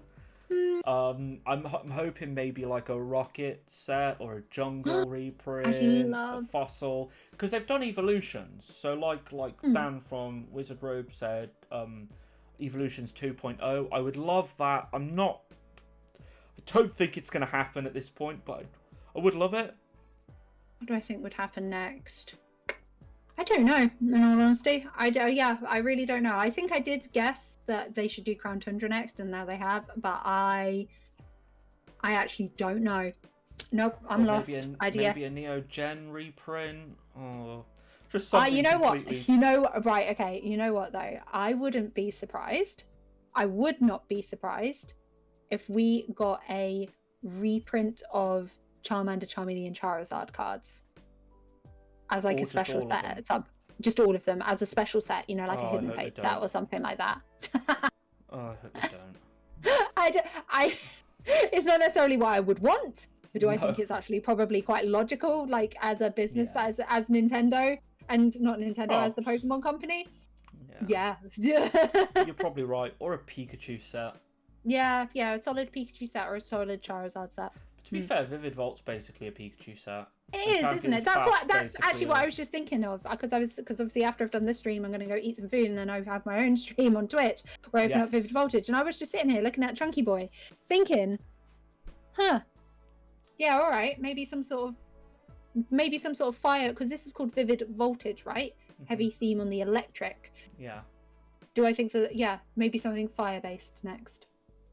Well, yeah, but Chilling Rain sounds ice to me. Or water. No. Sorry, after Chilling Rain. Sorry. Yeah. No. But what I'm saying is you're actually right. That's right, because they always have their sets based around a type. Oh, that's not something I thought about. Oh. I'm sorry. No. Battle styles, fighting, isn't it? Yeah. Battle styles is fighting. Vivid Volt, electric. Oh. Yeah, I'm sorry. That's a whole nother video. Okay. Yeah, it's a whole other video, actually. We've got one or two last questions, and then I'm going to let you go and eat before your stream, because I have kept you for 3 long hours this time. I do really apologise. It's okay. Only Zard I got was traded at school. Non-holo Dark Zard from Rocket. Nice.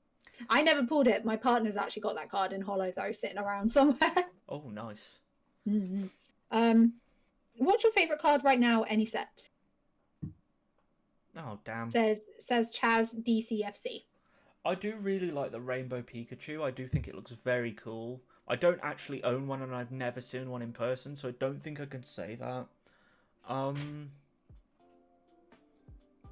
do like the Vivid Volt Tootle. That's a really nice card. Favorite card, any set? A lot of my favorite cards are Prime cards from back in the day, from I think it was Heart Gold Soul Silver, actually. I like this Pikachu. I'm just gonna be really. I like there Pikachu. You go. It's a Japanese one, but you know, like the ones where they're like bursting out.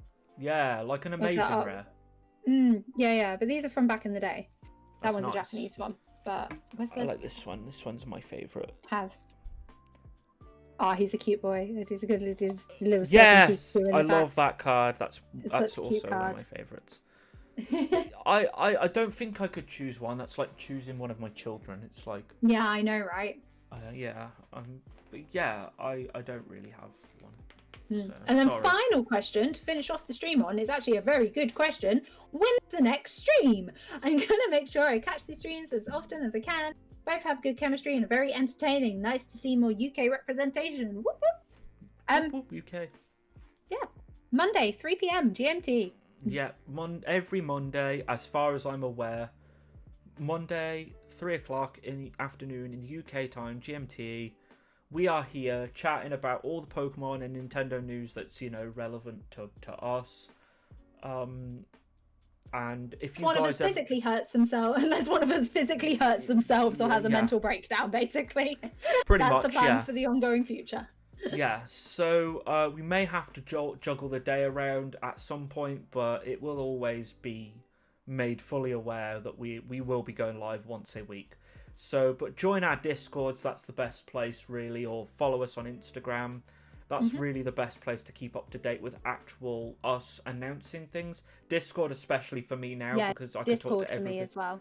I can talk to everybody all at once. Tofu's actually in my Discord, so if you ever want to get hold of either of us, join mine or join yours, whatever. Yeah. It's very easy. Whatever works best for you. Yeah, absolutely. But this has been really long, and I was writing this last night, and I was like, I've got nothing to talk about, and then we end up chatting. Then this is like the longest one yet. So yeah. This is 3:15 to 6:30. Oh my god, I am so sorry to Tofu for keeping her for this long. So I'm gonna go get some food. Yeah, I'm exactly the same. I want to say thank you so much to Tofu again for you're all right, man. coming abroad, and I've enjoyed this. I hope you have as well. I'm sorry for mind-boggling you a few times. You really did. Spilled some tea. But no, thank you so much for watching, guys. We always really appreciate it. Yeah, honestly, it's amazing. Thank you so much for taking the time out of your day to come here and watch us. Please do subscribe to our YouTubes and check out. You're about to go and stream on Twitch, so go to Tofu's stream and it's just strawberry tofu, isn't it, on Twitch? It's tofu YT, so YouTube YT. Oh, right, okay, yeah, cool. Yeah. So, but your YouTube link's in my description, and your Twitch is on your YouTube. Yes, it is. So, or head You'll over be able to to our find Instagram. It. Yeah. Click any link that's got my name on it, and it will link you to Twitch somewhere. Yeah, absolutely. So thank you so much for watching, guys. Please do like, subscribe to both our YouTubes. That's awesome. And we will see you guys live here on next Monday, but we'll both have videos in between in the week, all week anyway. My next one is Wednesday. When's your next one, Tofu? Literally just after this evening. Oh yeah, yours is this evening. That's right. Because I've got one currently listed as unlisted because patrons get early access. So, that will be going public. Well. Yeah. All right. That'll be going public this evening. Cool. I'll see you on streaming. Yeah, I'll see you next week. All right. Thank you, guys. Thank you, guys. Bye. Bye.